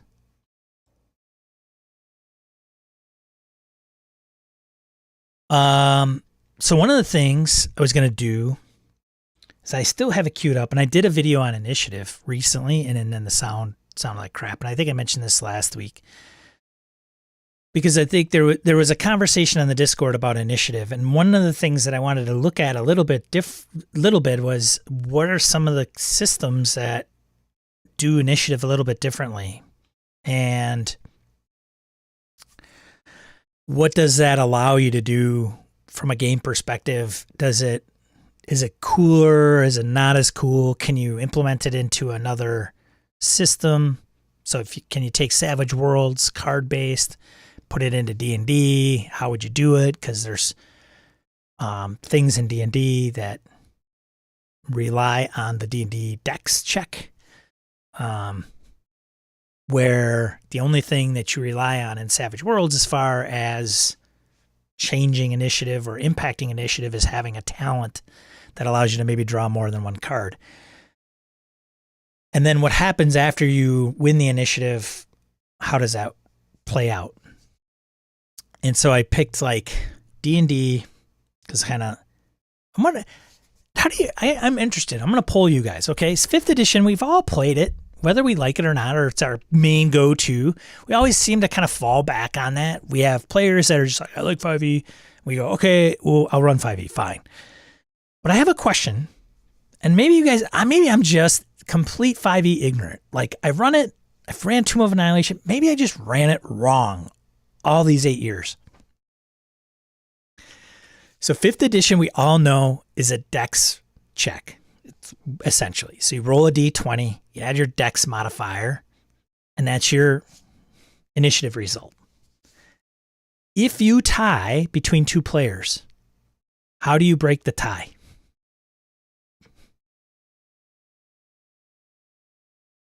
How do you break the tie?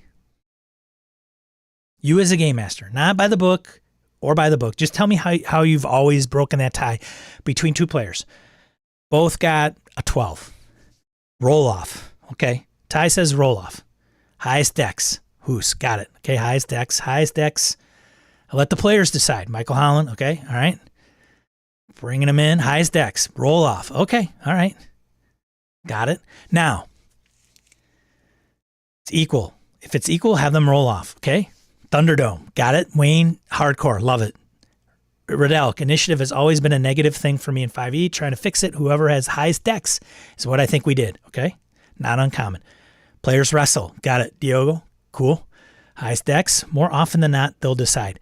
Rules as written is they have to hash it out. It doesn't have to do with highest dex. It's between the players. I think as rules as written, it may say roll off, but it may not even say that. I have to double check. I know rules as written, if there is a time between two players, they have to figure out who goes first. I've always gone dex. Dex highest dex, I think, comes from the 3.0 days. So it's certainly something you can do as a game master, but I was just checking to see, because Brett and I have talked about it on Gaming BS, is we do like, well, players are tied, you just go by highest dex, right? That's the rules. That's not in 5th edition. It has no mention of highest dex in 5th edition rules. Oh, Sean's got to be wrong. Hold on a second. Look it up, by all means. It is up to them to decide, William. Good call. Yeah. Here you go. NPC. Sean rolls, Game Master, Dungeon Master, rolls, gets a 12. Player gets a 12. How do you handle it? Who gets to go first? Ties between player and Game Master.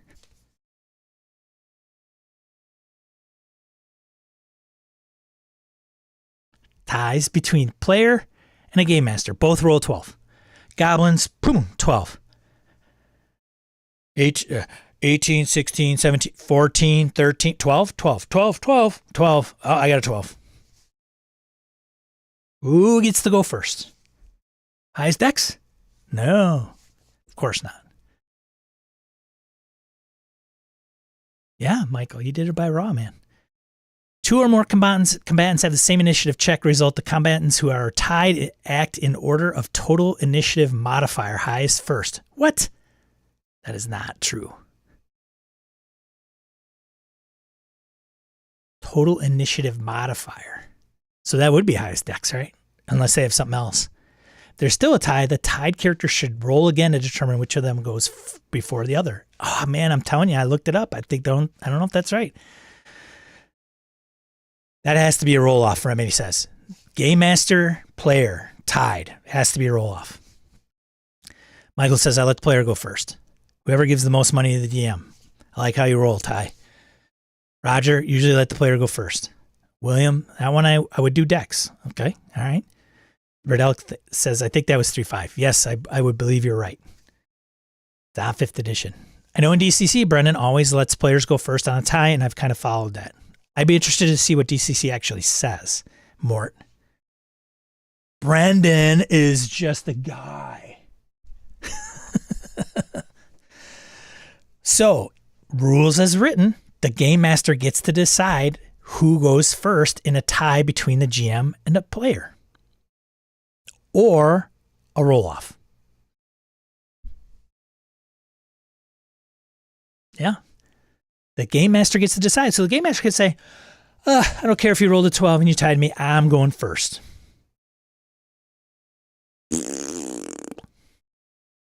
Rules as written. Me. I get to decide. Tie between different NPC groups. Kind of a no-brainer. GM gets to decide. That's the scenarios. BC, sneaky lurker you. That won't start a fight. Yeah, every time there's a tie, the Game Master goes. So if you are one of the more gracious Dungeon Masters that have a level of decorum and some professionalism, and you maybe even have some, say, empathy for the players, and you allow them to go before your precious non-player character monsters or character non-NPCs, then good for you. Bravo. Bravo. And you are nice. You are fair. You are but fair, Dungeon Master. Don't like that little bit of raw. Hey, Remy? Well, here's the beauty of it. You can change it, right? You can change it. But how many of us do sit down and say, all right, hey, just so you know, initiative has run like this. So first of all, we may be even house ruling. We don't even know it, right? Like, hey, that's a dex modifier. Dex goes highest. Well, but a lot of players don't even know that. The players probably just go, oh, yeah, highest dex. Okay, yeah, sure. It's always been highest dex. Okay, sounds good. +2. Woo. You know, all right, I got a plus, I got a +1. Yep, he goes first. She goes last, whatever.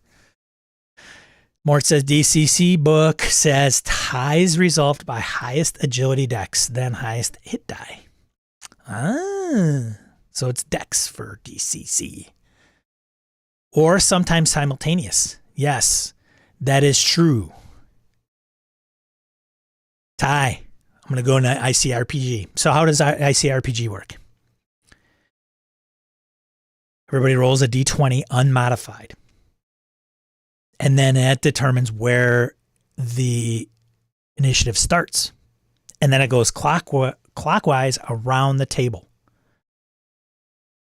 Because in ICRPG, the table where everybody sits is the march order.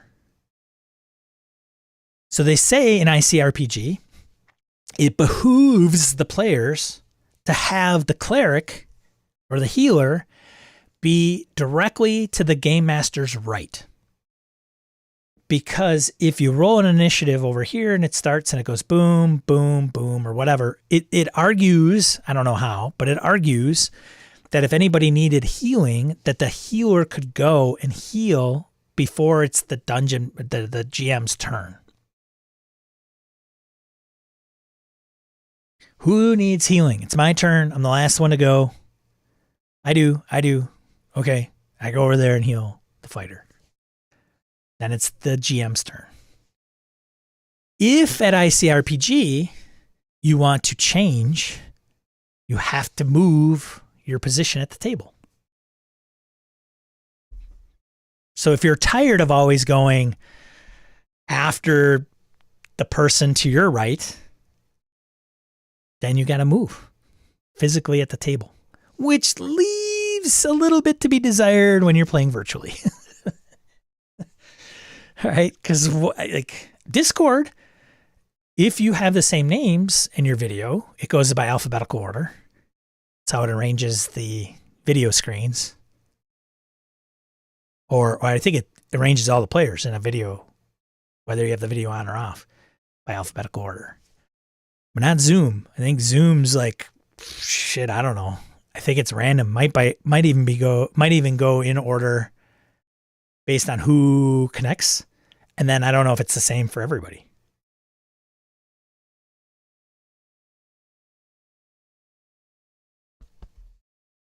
No ties in Dungeon World.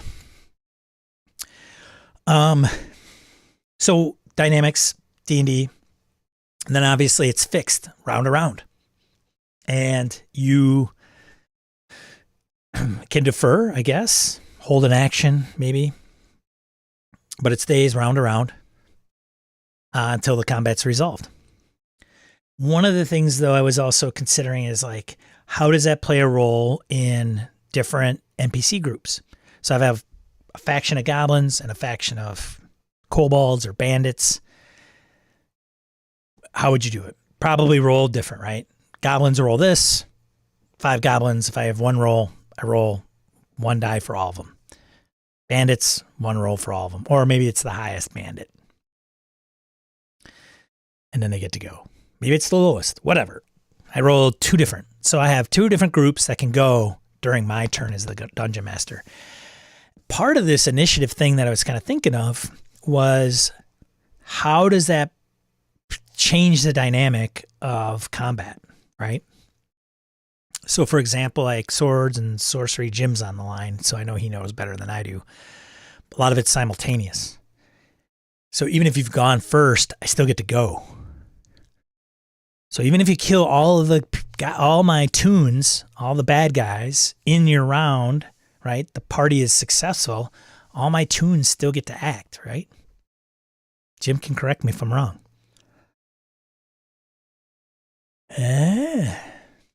Ty says online, set the order of rotation first thing at the game. It stays the same until the game is over. It does? Does it?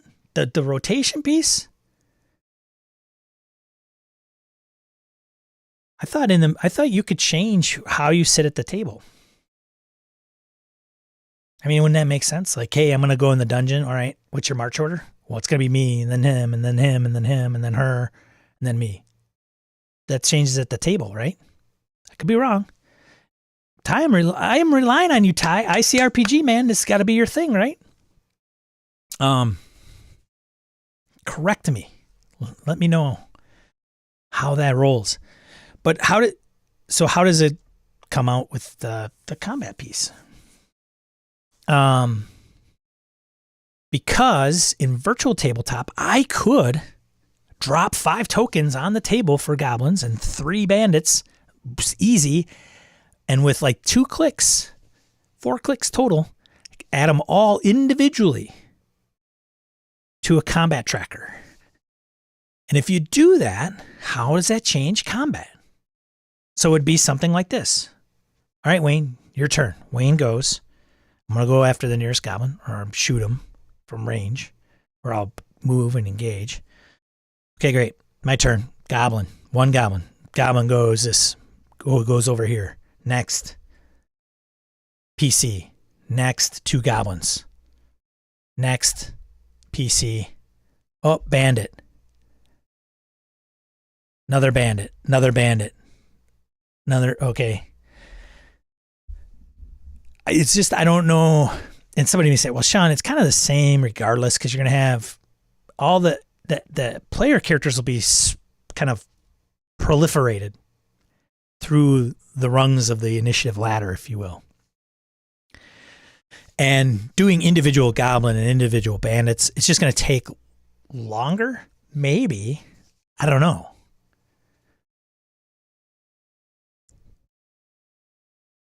Really like FBL's players can trade order, Dorigo says. And so here's another one, Dorigo. Do you use feint?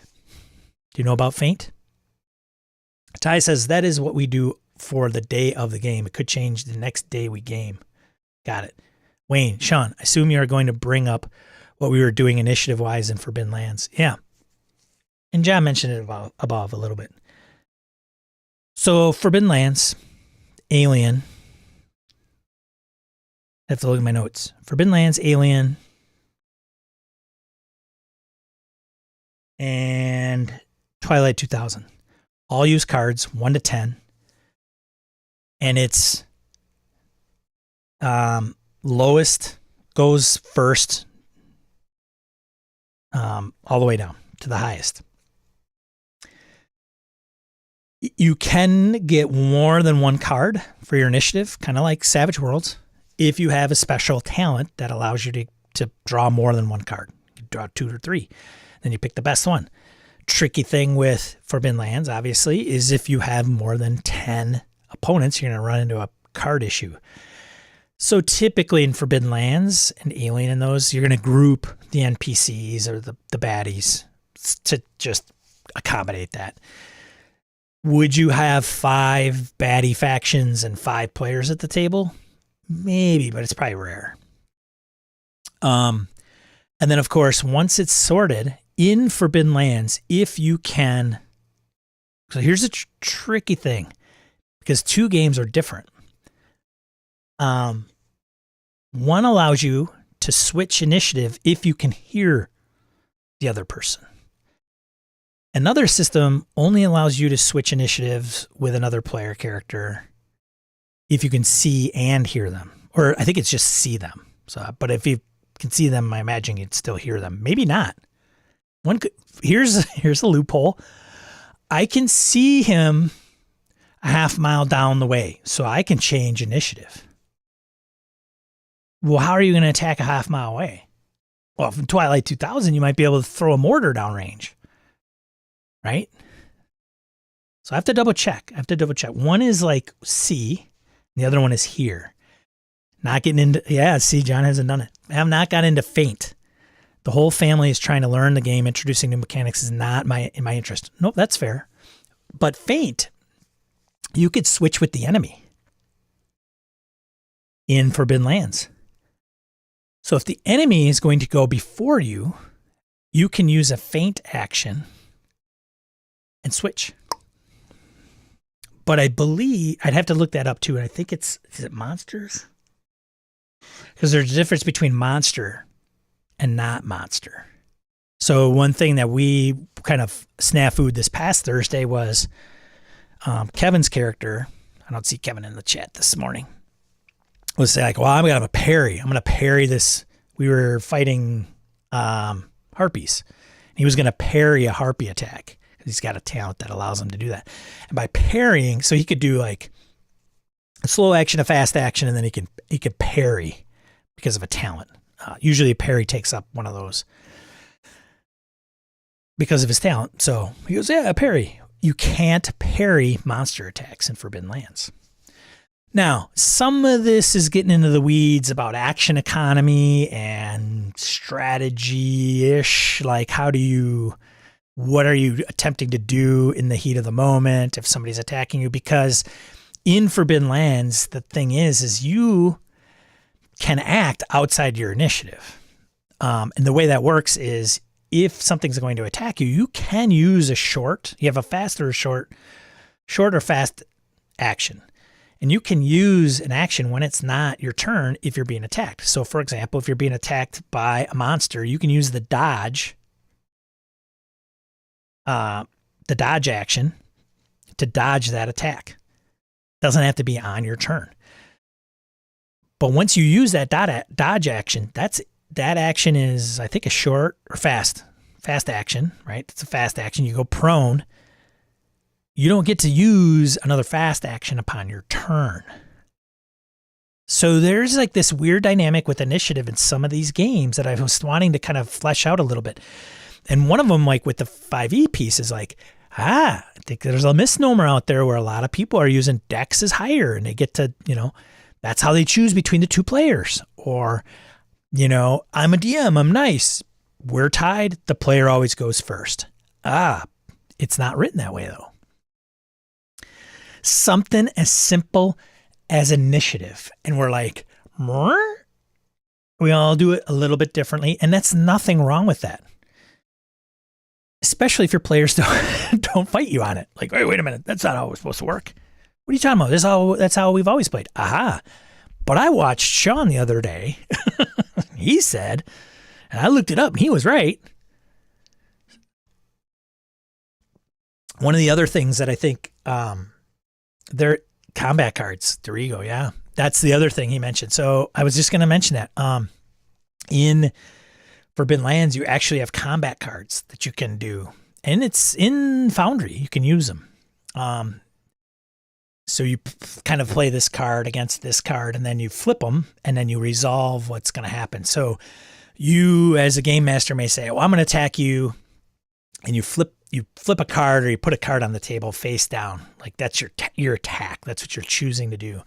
And then the player does the same, and then you flip them over, and then you resolve what those cards stipulate. So if one is X and the other one is Y, what happens? So it's kind of a bit of a random. We're not doing that. I haven't played that way. I don't know a lot of people who are. It's probably a little bit slower, obviously, because there's a little bit of a more conundrum piece behind it. But that's another thing what that comes with. Specifically Forbidden Lands, that is not part of, I don't know if it's part of Twilight 2000 or Alien. I don't think so, but I could be wrong. So, yeah. So Ty says, in Master Edition ICRPG, it has changes in who goes first when a new action scene begins. Everyone at the table rolls a d20. The highest roll goes first, then clockwise. Yes, and it says, pray the GM doesn't win. There you go. It's not in Twilight. Thanks, VC. So the nuances of initiative, right? Right? Like, how does this work? Oh, it's probably pretty simple, and it's not always that simple. Or we don't always have it nailed down. So I'm gonna do a video on that. I think I had it and the audio sucked. So I'm gonna try to get that out and pigeon down to like a 15-minute video, which might be tricky explaining them all. And with the ones that I spoke about, Forbidden Lands, Twilight 2000, Alien, D&D, ICRPG, the initiative, once it's set, stays that way through the combat. Savage Worlds doesn't, right? That changes every round. Flip, flip, flip, flip, flip the cards. The thing about Savage Worlds, no ties. No ties. Well, hold on, Sean. There could be a tie. You got to use two jokers. So what if two jokers come up at the same time? Well, they can go whenever they want. So it's not necessarily a tie, unless, of course, the two players are like, I want to go now. No, I want to go now. That I don't know if it's fleshed out in the rules, how to determine that. It might be where they sit. It's probably going to be a position thing. And frankly, it might not even matter because they're both players. It's not like I'm going to go in between them if they both want to go at the same time. Maybe it's simultaneous, right? But that system changes every time. And when you flip the jokers, you got to reshuffle the deck. And then if you flip them again. And you could pick more than one card in Savage Worlds, choose the best of two, or maybe the worst of two. I think it just allows you to choose. But if you have a particular talent that allows you to do that. Hoos chimes in with Harnmaster. Initiative is a skill. It will stay the same until injury and fatigue set in. Oh, black is better than red, Joker. Oh, interesting. What if you're not playing with a black and red deck, buddy? Usually there is a bigger Joker, smaller Joker. So I get that. Interesting. Maybe that is. I don't know. I'll have to double check. Delta Green. Call Cthulhu. Based on dexterity. Whoever has the highest. Stays. That's always. So if you've got somebody that's always, if you have the crappiest decks and you have and another person has the best decks, if you have a party that's going to take place in a combat in either one of those games, the initiative is always the same. Minus throwing in the baddie. Because they go off of static decks. That's it. No rolls. So as a game master, just write it down. Okay, it's your turn. What do you want to do? Unless there's like a weird surprise roll, maybe. Michael says, yep, sometimes you get a higher card, but it's a club, which means a complication happens on your turn. So Savage Worlds players choose which card they keep. Yeah, it's all by suit. Reverse alphabetical order. Suit. The club thing, I think, came in Suede, right, Michael? I don't think they had the club as a complication in the past. Yeah. Star Wars. I still like Star Wars.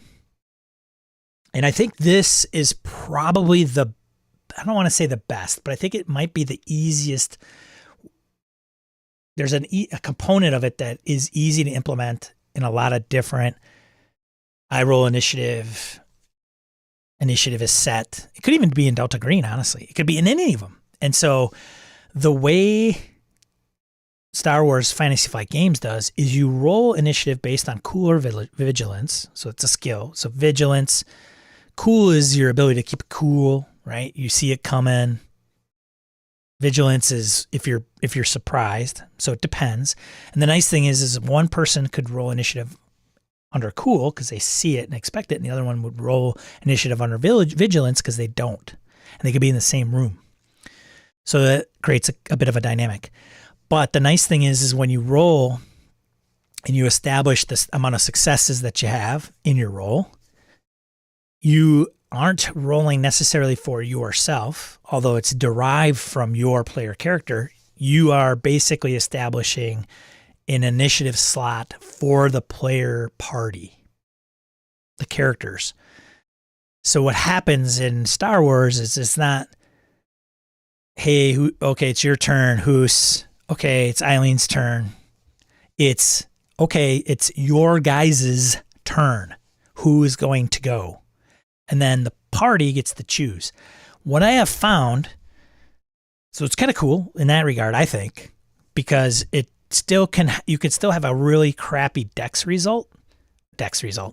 initiative result, but still be able to go at the top of the order because your party member rolled high and you want to slide in there, which allows for kind of like unique positioning, right? Like, oh, I'm closer. I want to be able to go quick, or they're right in my face. I need to go first because if I go before the baddie, I can kill them or whatever.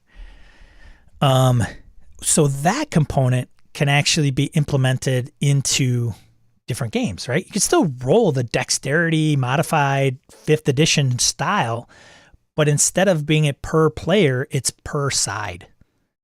And so they can just slide their player character if there's a slot available, which I think is kind of neat because some of these other ones are hard to Like, okay, how do you take Savage Worlds card initiative and throw it into D&D? What about my dex?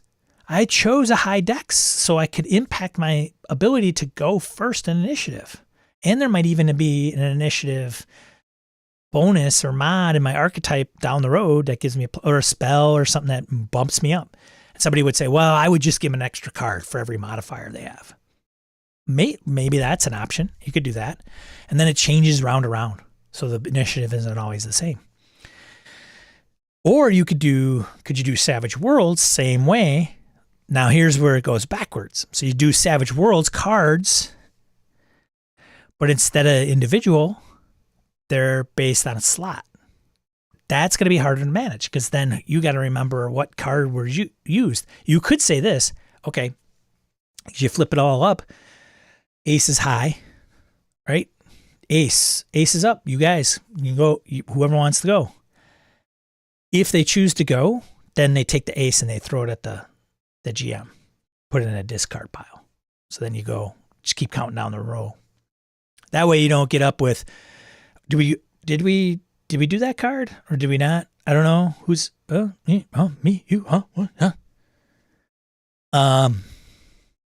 very possible. So is there an advantage to doing the initiative every round? Like some D&Ders might do that too as a house rule. Like I don't like every round we roll. But some people are like, then you got to count down. 20, 19, 18, 17, 16. Okay. Where Savage Worlds, you're just flipping cards and they're all up. So you just look at the table. You go. Yeah. So there you go. Yeah, in the Suede book, there's no distinction between the jokers as far as I could tell. Good to know, Remy. But it's really not a tie, right? It's just like, I want to kill him first. No, you can. No, I can. Like, really? Like, then the GM probably got to step in. Just say, you go, or whatever. Beauty of RPGs and house rules, in my opinion. Tweak to make it best for your group. We have limited time at our library game, so I've been working rules to speed up initiative. Well, that's another thing too. So what is the fastest initiative? I would say a card system or ICRPG, right? Because what takes longer? Figuring out who gets to go first. So if it's D&D, it's writing it down as a dungeon master or somebody keeping track of that, right? 20, 19. We've all heard it. The countdown, 21, 22, 22, 21, 20, 19, 18, 17, 16, 16, Sean, 15, 14, 13, 12. Okay, Ange, 12. And then I got to go for big bad mystery person at 11. Anybody else at 11? No? Okay, bring myself in there. Flip. You go. I don't know.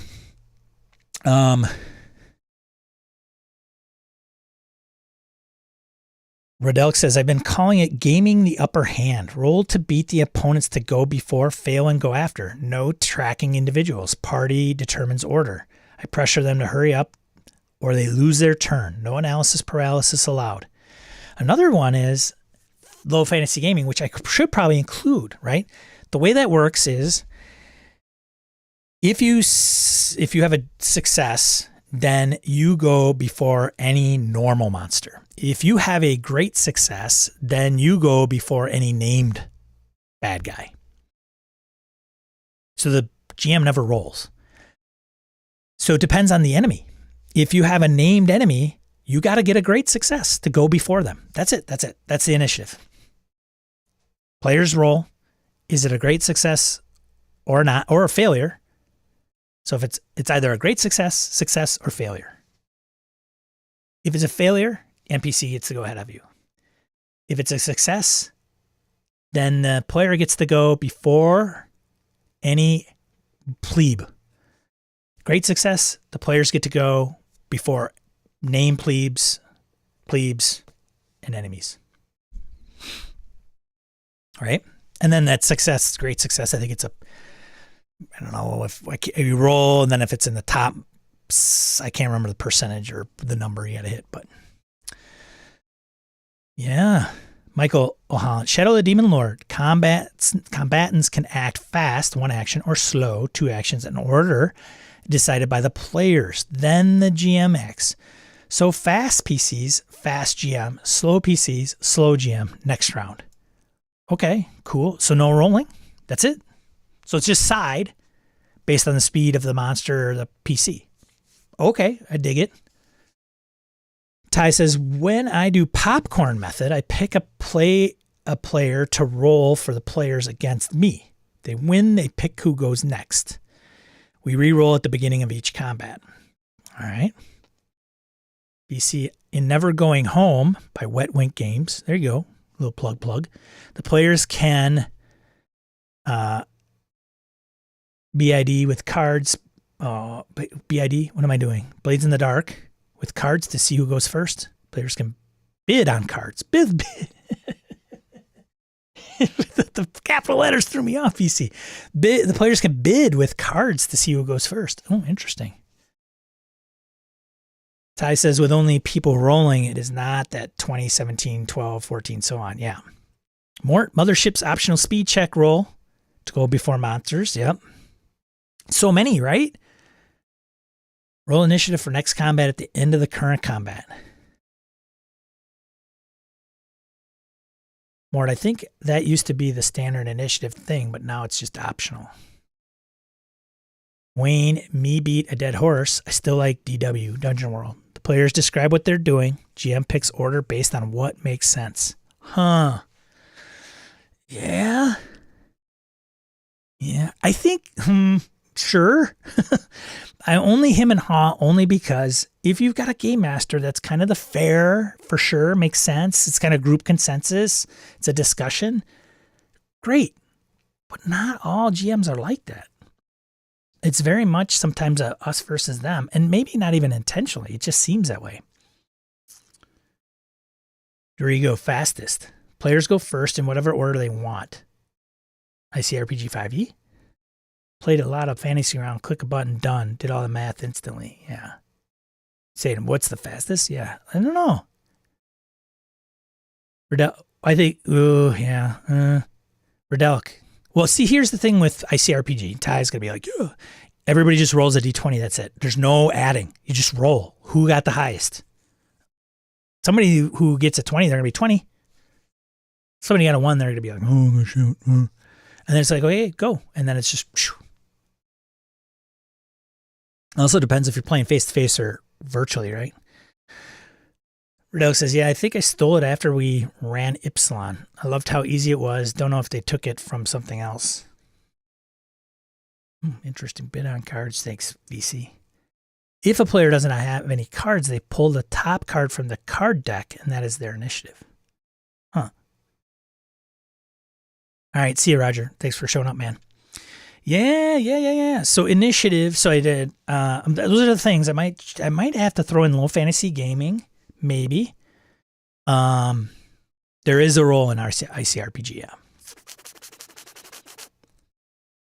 And then maybe Ty could correct me if I'm pretty sure everybody rolls. Or maybe it's just one player and GM. And they get to pick. But it starts with somebody and then it goes clockwise. So, I mean, you could easily say, you guys roll, tell me where it starts. I don't care who rolls, right? Little tweaks to this stuff. Clint from Peg on their forum says it's if two parties want to resolve their actions at the same time, then yes, they can go simultaneously and both players' results get applied at the same time. Okay, tight tie. Everybody rolls an ICRPG, which you could modify it. Say one roll, you and me. It's like old school, right? You guys roll a D6. I don't care who it is. Sean, you roll. No way, man. I've been rolling shitty. All right. Highest person goes. I feel you have the right group. DW can work really well. We used to get games up and going from nothing to so fast. I feel like it's a different mindset, though. We started having problems with tactical people who join those games. Yeah. It's different beasts, man. Michael Allen, can't remember where I saw this. Make a check. Characters with a successful check act first in whatever order the group decides. Then opponents act. Then any character with a failed check acts. Low fantasy, maybe, Michael. For me, that's for the jokers. Thanks, buddy. K-Rise. Hey, morning. Initiative I use, blind bag draw of tokens for characters and types of monsters. I have heard that. I've heard of that. Yeah. You might have, did you put that on the Discord? Somebody did that. Said, hey, I just get a bag and pull them out. Great. What happens? So for what game would be my question? Because that matters. And if it's a game like D&D and there's a dex modifier or a feat or a talent, how does that impact the blind bag draw? Larry Hout, morning. May the initiative be in your favor today, good sir. Good sir. So yeah, the thing is I can't pick every system out there to talk about this, but it's to kind of get this dynamic. And I think the easiest one to roll or to take from one system to another, and it's not even the full thing, is probably the Star Wars side piece. If you don't have side initiative and slots, that probably could be kind of cool. Here's what I have run into with Star Wars and the slot type of side, it's your side slot, my slot, your slot, is that you get people that stand there and look at each other and be like, I don't know, you want to go? I could go. You want to go? Who? You haven't gone. Do you want to go? Come on, let's go. Let's go. I mean, there is something to be said with 20 goes, your turn, my turn, your turn, go. Like, no, you already made the choices. So doing choices in the moment comes sometimes people be like, analysis paralysis. But like somebody said up above, hey, they don't move, they don't go. Like if they don't chop, chop, they got a few seconds if they don't make something happen. Troika uses the bag like the friction. Dislike chess-like RPG battles. Yeah. What? Wayne, you said you dislike chess-like RPG battles? Did you not talk to me about position? Like you wanted to know where somebody was standing? Come on, Wayne. Just giving you grief. K-Rise, D&D. I ignore Dex mods. Dex, okay, so K-Rise is getting back to me on the bag. Dex is too much a power stat as is in 5e. If they take the alert feat, then they get 2 tokens. Okay, so you do compensate for that. Second token draw is ignored. Oh. Okay, gotcha. Wayne says, in Troika, there is a reset initiative. Shit. It all starts over. Ty says, I love and hate when somebody wants to hold my action until after X goes. Yeah, it's weird though, right? Because so then how do you how do you narratively justify that, right? I'm going to go till after they go. Well, how does anybody know when anybody goes in combat? It's freaking crazy. It's chaos. And frankly, I don't know if you would even be able to go in the same round. Like, I want to go after they do something. But combat's like so quick. Okay, they swung their sword. Do you get to go? Like, you have that quick of an action? Or are you kind of like settling back? Right? They went. It's abstract, Sean, man. It's abstract, dude. Come on, man. It's not real combat. It's like a game, bro.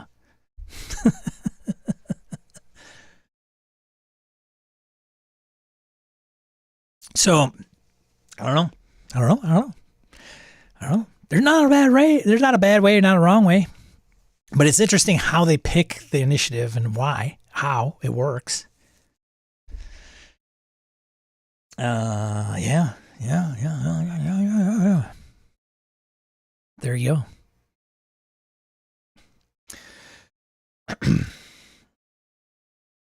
And how quick it goes. VTTs, man. Roll 20. Hobbs running low fantasy. I'd hit a button. It would just tell me success. He would have to kind of keep that in mind, though. He'd still have to write it down. Like, okay, who's got all the successes? You go. And what happens when you have 3 players have all successes? I think you could just choose who goes. I'd have to double check. Combat should be simultaneous and death happens at the end of the round. Yeah, I would probably agree with that, though I probably don't play with it. Here's another one I haven't brought up. Ty says, I love and hate when somebody wants to hold my action. I mentioned that.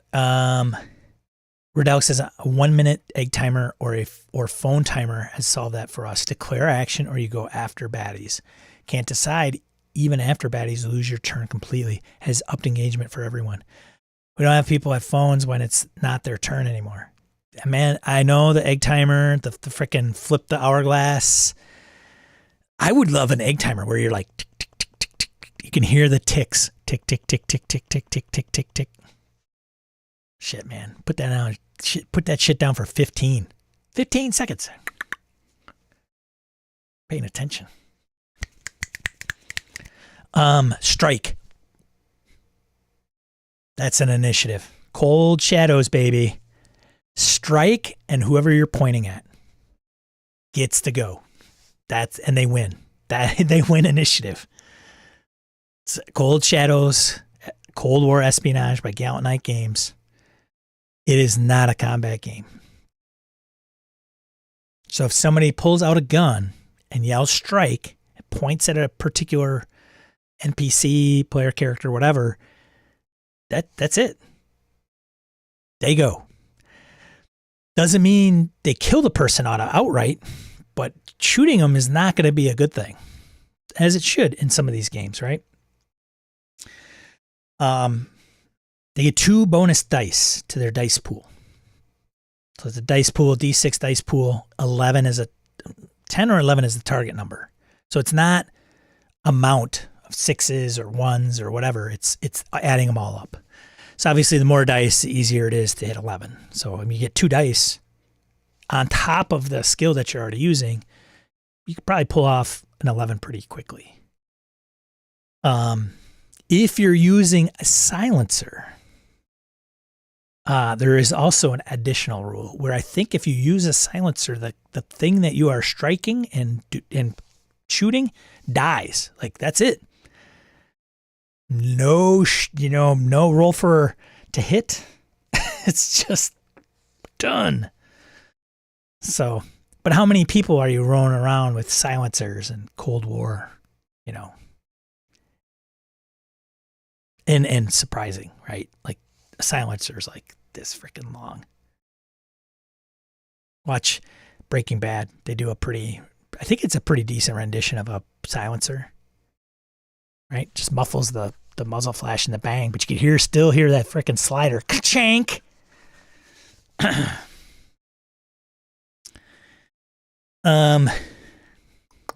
Ty says, in the games I play Ice RPG, we know who wants to go first, tank, and who wants to go last, healer. Make the rest thumb wrestle for your turn. It's in order, man, around the table. We used to, and you're right, maybe that's the Master Edition. We used a 1-minute hourglass. We got at a game store when it was at the time for how long they have to say what they do in the round. Yeah. A minute's a long time, man. A minute is a long time. I would sit here and not say anything for a minute. It will get awkward.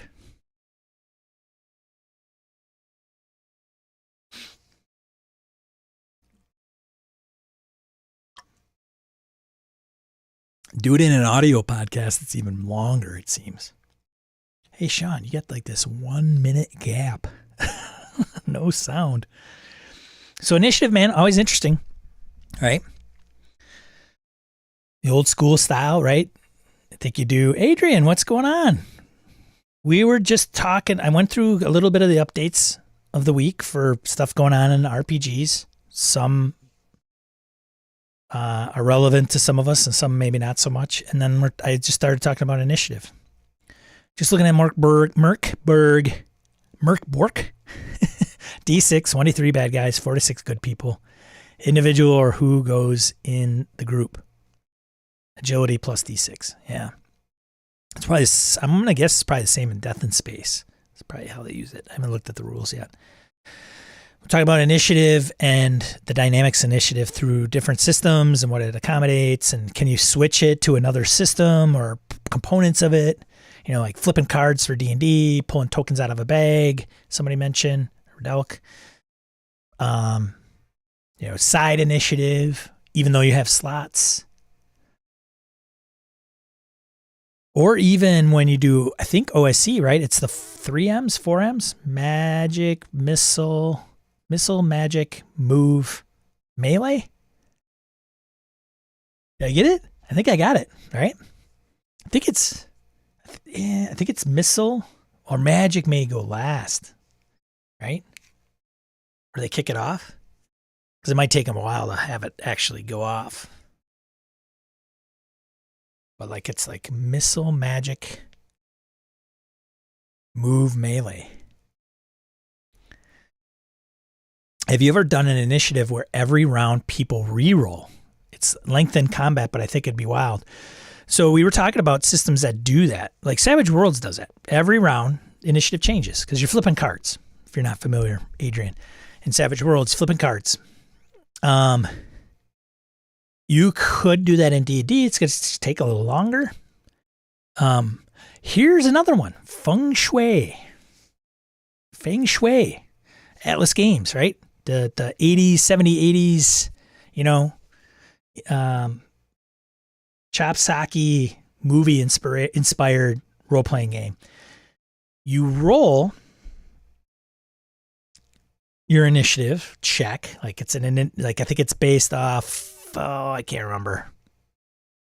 It's a D6, and it's straight D6, and it adds on to a base number, which I can't remember, and that's your initiative. That's where you start, and you have to have a board to keep track of this. You really do, or a piece of paper and like numbered, 20 and down. Because what happens in Feng Shui is your action economy is made up. So it's a sequence. Roger knows. Roger and I played some Feng Shui. So it's when you roll initiative, you are rolling for the sequence. And a sequence is starting at the topmost initiative all the way to 0. And each person on their turn gets to do an action. The action that they do costs a number of shots. So a standard attack typically costs 3 shots. So if they rolled and got an 18 and they go, you take 18, I attack, that's 3-shot action. Then you move them down the board 3 shots, put them on the number 15. Then you go down from 18, 17, 16. Okay, bad guy. The bad guy has a 2-shot action. Maybe, we'll say 1-shot action. They do something 1-shot action. That moves them to 15 or 16, right? 16. So then we go down to 16. Oh, bad guy's on 16, gets to go again. Does a 3-shot action, moves from 16 to 13. Okay, but now we're down to 16. Now we go to 15. So it's like this overlapping thing depending on what all the player and NPCs are doing. So and then at the end, you can actually go to negative. And when you roll, because you roll on the next sequence, you re-roll initiative again. If you've gone negative the prior round, you move negative down. So say, for example, you're at 0 or 1. If you're at 1 in the sequence and you do a 3-shot action, you're essentially at 1 minus 3. The next sequence you roll a 16, you automatically have to minus those 3. So you start later in the initiative than you would intend to.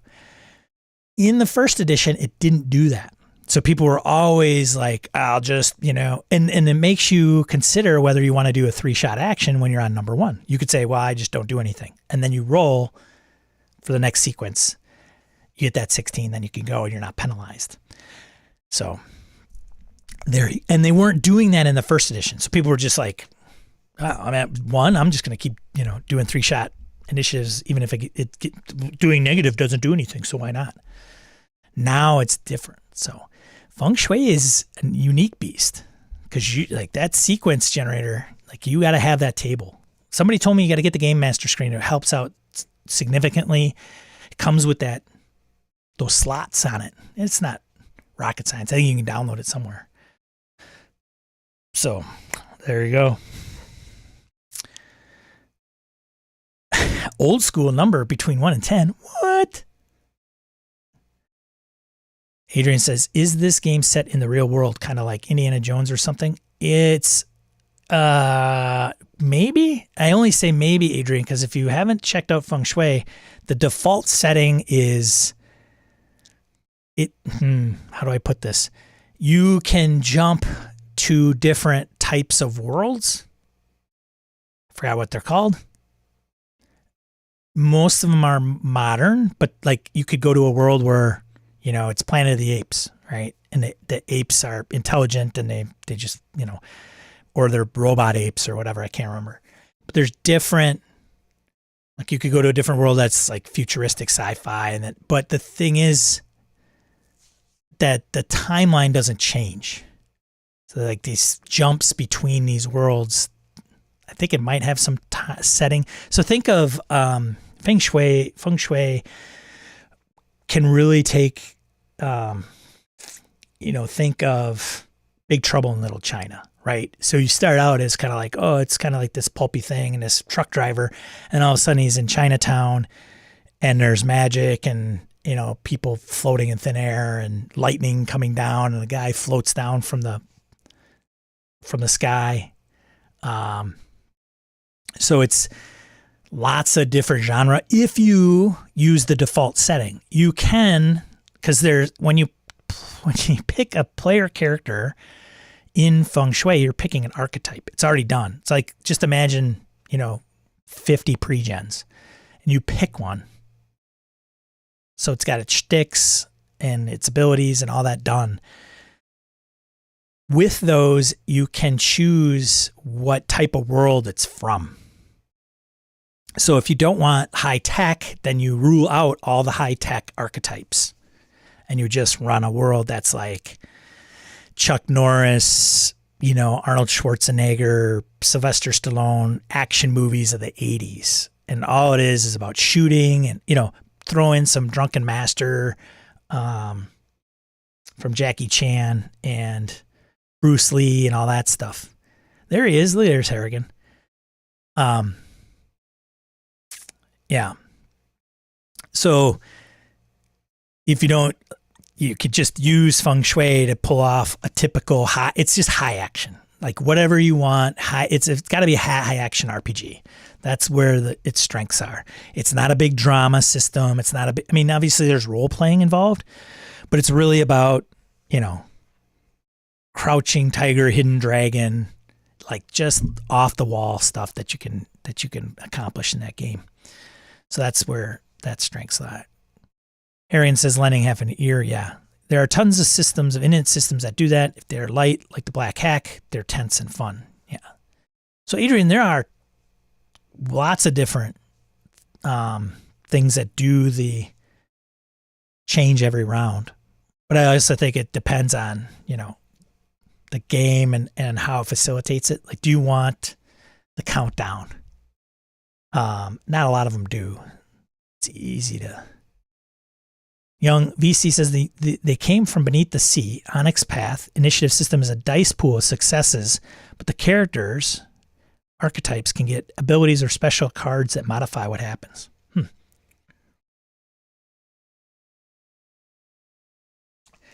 But some of these, like Harrigan mentions, like the Black Hack, Rangers of the Midvale, a lot of. It's so funny. You say OSR. It's like old school, but they're new games, right? It's the spirit in which they run and are based off of. But a lot of them take these different approaches to initiative. Or each round it changes or whatever. Neo OSR. Not as opposed to Morpheus OSR or Trinity. Neo OSR. Oh, God. It's supposed to be a B-movie RPG. You can do some really funny, silly things to change what happens in the game. Yeah. Yeah, so we'll see. I got to get that done. If you didn't get the memo, I am starting up a new show. Not on this channel. It'll be an audio show. GM Mastermind. Still fleshing that out. However, I think I've got like 10 people that are interested in contributing. So if you're not familiar with GM Mastermind, head over to gmmastermind.com. It's a site. I've got a episode 0 there that tells you a little bit about what I'm considering. Essentially, I find game mastering always a pursuit of being better. And we have a lot of folks in the community, most of them here in the chat, that are game masters and have very good advice and different ways of doing things, right? Riddell mentioned, the bag and the tokens. Not written in some of the rules for some of these RPGs and even the one he's using them for. But it's a good idea that somebody might not have considered. So it's gleaning those things from other game masters in the show to kind of help game masters become better or think of things they haven't thought of before, maybe playing outside the rules of the game where they might be hanging them up, hanging the game master or the players up for some reason. So it's really about it's literally like a show about game mastering by game masters, because each episode I want to have ideally a panel on the show, maybe, or if they're not big on, lending their voice, literally, then maybe writing in, commenting, but still weighing in.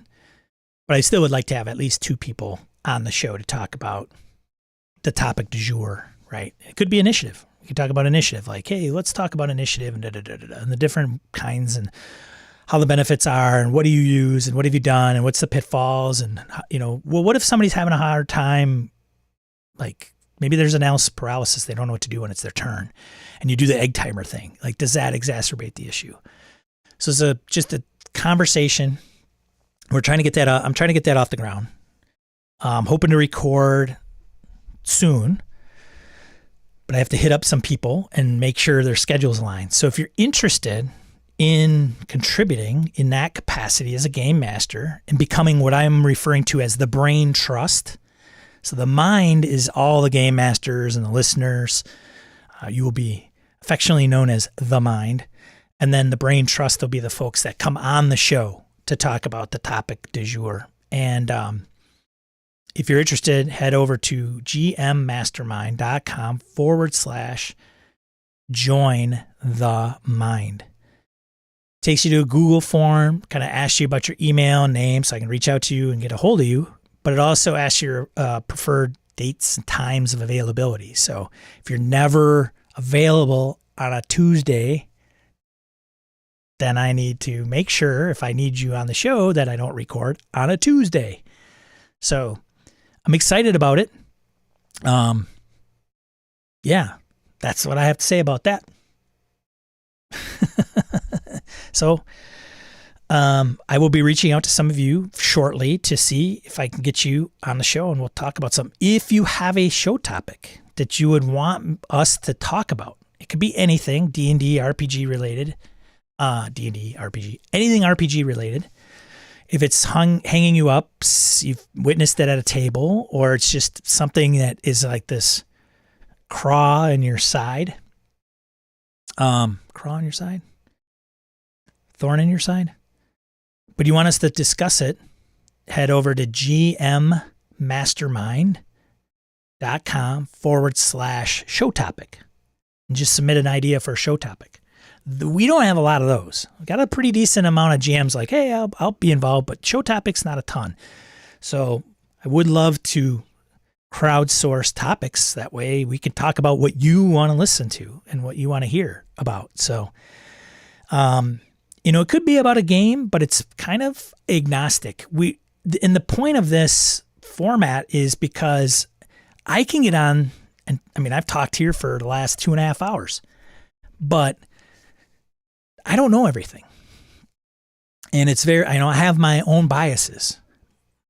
So if I can get other game masters on the show to talk about the different games they've played, the different experiences they've had, then I think it lends a little bit more diversity and thought, amongst other things, to the discussion. So, yeah. But you gotta, that's it. I don't know. If you have any questions, hit me up. feedback@gmmastermind.com. I'd be more than happy to hear it. There's not much to be fed back on. I don't have 10 episodes out there yet. So, topic: any recommendations for good rule sets for single shot pistols in D20? Got a huge Reaper mini pirate ship and itching to do the pirate theme. Yeah, submit that, would you, Red Elk? Sure, why not? So hopefully, Adrian, you got that.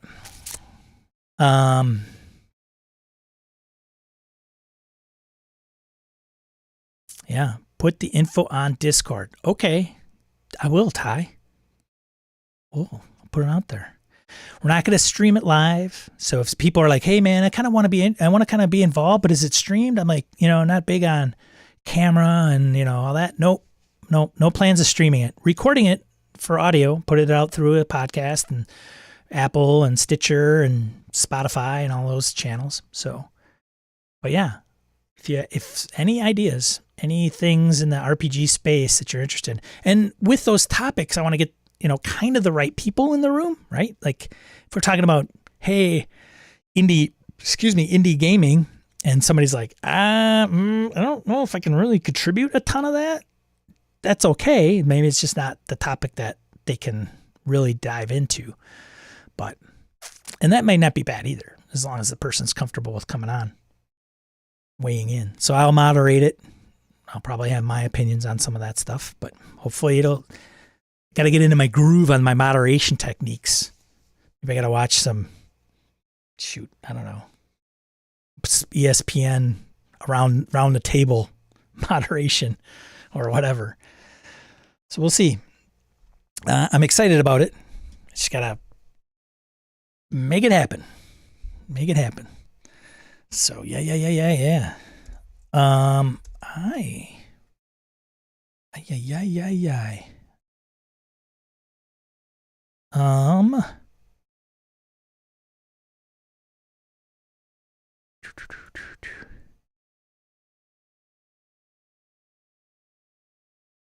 But I do want to acknowledge a few folks before I sign off. I'm going to wrap things up. But I have a Patreon, and I want to make sure that I include everybody for helping me put stuff out like this. So Aaron Raylia, Matthew Helsby, Eileen Barnes, Laramie Wall, Farty McBarterpants, Harrigan, Huskarl, Larry Hollis, Merkel Froelich, Zagrave, and Joe Swick. Thanks for helping support the show on How to RPG, amongst other things, and just supporting me over all this time, Gaming in BS and this. Another thing, if you found anything of interest in this video, please give a thumbs up. Subscribe if you want to be notified in the future that we're going live. I do this every Saturday at 8 a.m. Central Time, U.S. Usually go through the topic news of the week of RPGs if anything's come up. And then, typically there's a topic either spurred by you in the chat or it's something that's in my brain that I've just been mulling over for a little while. Like today in Initiative, I still want to get out a decent video produced. But I figured, we'll talk about it a little bit. So the next... If you're not also familiar with Gaming in BS, I do a show with my buddy Brett. I've been doing that for over 7.5 years. We are winding down that show. We have 3 episodes left. We're going to record the next one May 30th at gaminginbs.com/YouTube if you're interested in tuning in live. Otherwise, you could check out the show when it drops on the podcatcher of choice. And you're like, it's at the end. Well, I don't want to come in at the end. We got 380, it'll be 380 episodes that you can go and download in the back catalog if you're interested. It's a system agnostic show. Typically, sometimes we lean on the D&D side, but that's where some of the folks from the chat has shown up. So the next episode, we're going to talk, I think I pitched it to Brett last time after the last show, and it was social, it was like lying. How do you lie in an RPG, and how do you handle lying and deceit? So give me a roll. Oh, yeah, you totally know he's lying. He or she's lying. How? How would one player character think the person's lying and the other person doesn't? Do you make the rolls? Do you make them hidden rolls? How do you describe it? And if one person thinks they're lying and the other person doesn't, who's right or who's wrong? So it's a weird conundrum, right? Zone of truth, man. That's the way to go, dude. Just put zone of truth, bro. Yeah, sure. Fine, but why? How do you do it socially? And he's like, that may be something to put on. Well, let's do it on that. Let's do that. So I think that's what we're going to do on episode 381. Yeah. So tune in for that. Yeah. Deceive is a skill in Fate Core. Yeah. But if you roll it, you know it? Like, how do you know if somebody's lying in the real world? I just know. How do you know they're not lying? If they are lying, well, maybe they fidget and they look at the sky and they don't make good eye contact. But what if that person's just normally like that? So it's kind of a conundrum. But anyways, there you go. I think that's it for everything I wanted to bring up. Lots of stuff. Otherwise, why do you hang out in the Discord if you're looking for a good community and you like some of the people in the chat and the interactions that have gone down? Feel free to join the Discord. I'm giving you like 10 calls to action, which is completely not what you're supposed to do. You're supposed to just tell the person to do like 1 or 2 things. That's it. But you guys are overachievers. Like, I know you can handle all this info dump. So head over to gamingnbs.com/Discord and join the BS Landia Discord, where a lot of the discussion takes place and some good people talking about games and telling us what Kickstarters are new and up and coming. And we've got a food channel, a food thread, people drooling over good food.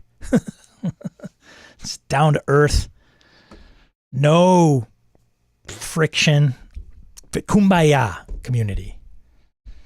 If you're looking to pick fights and stir things up, might not be the best fit. What is this supposed to do you refer to? When was that ever resulted in anything awesome? Right, Alec? Be a rebel, man! I'll let you guys go. Have a great rest of your Saturday. And remember, be a positive force in the tabletop RPG hobby. We'll catch you next time. See ya.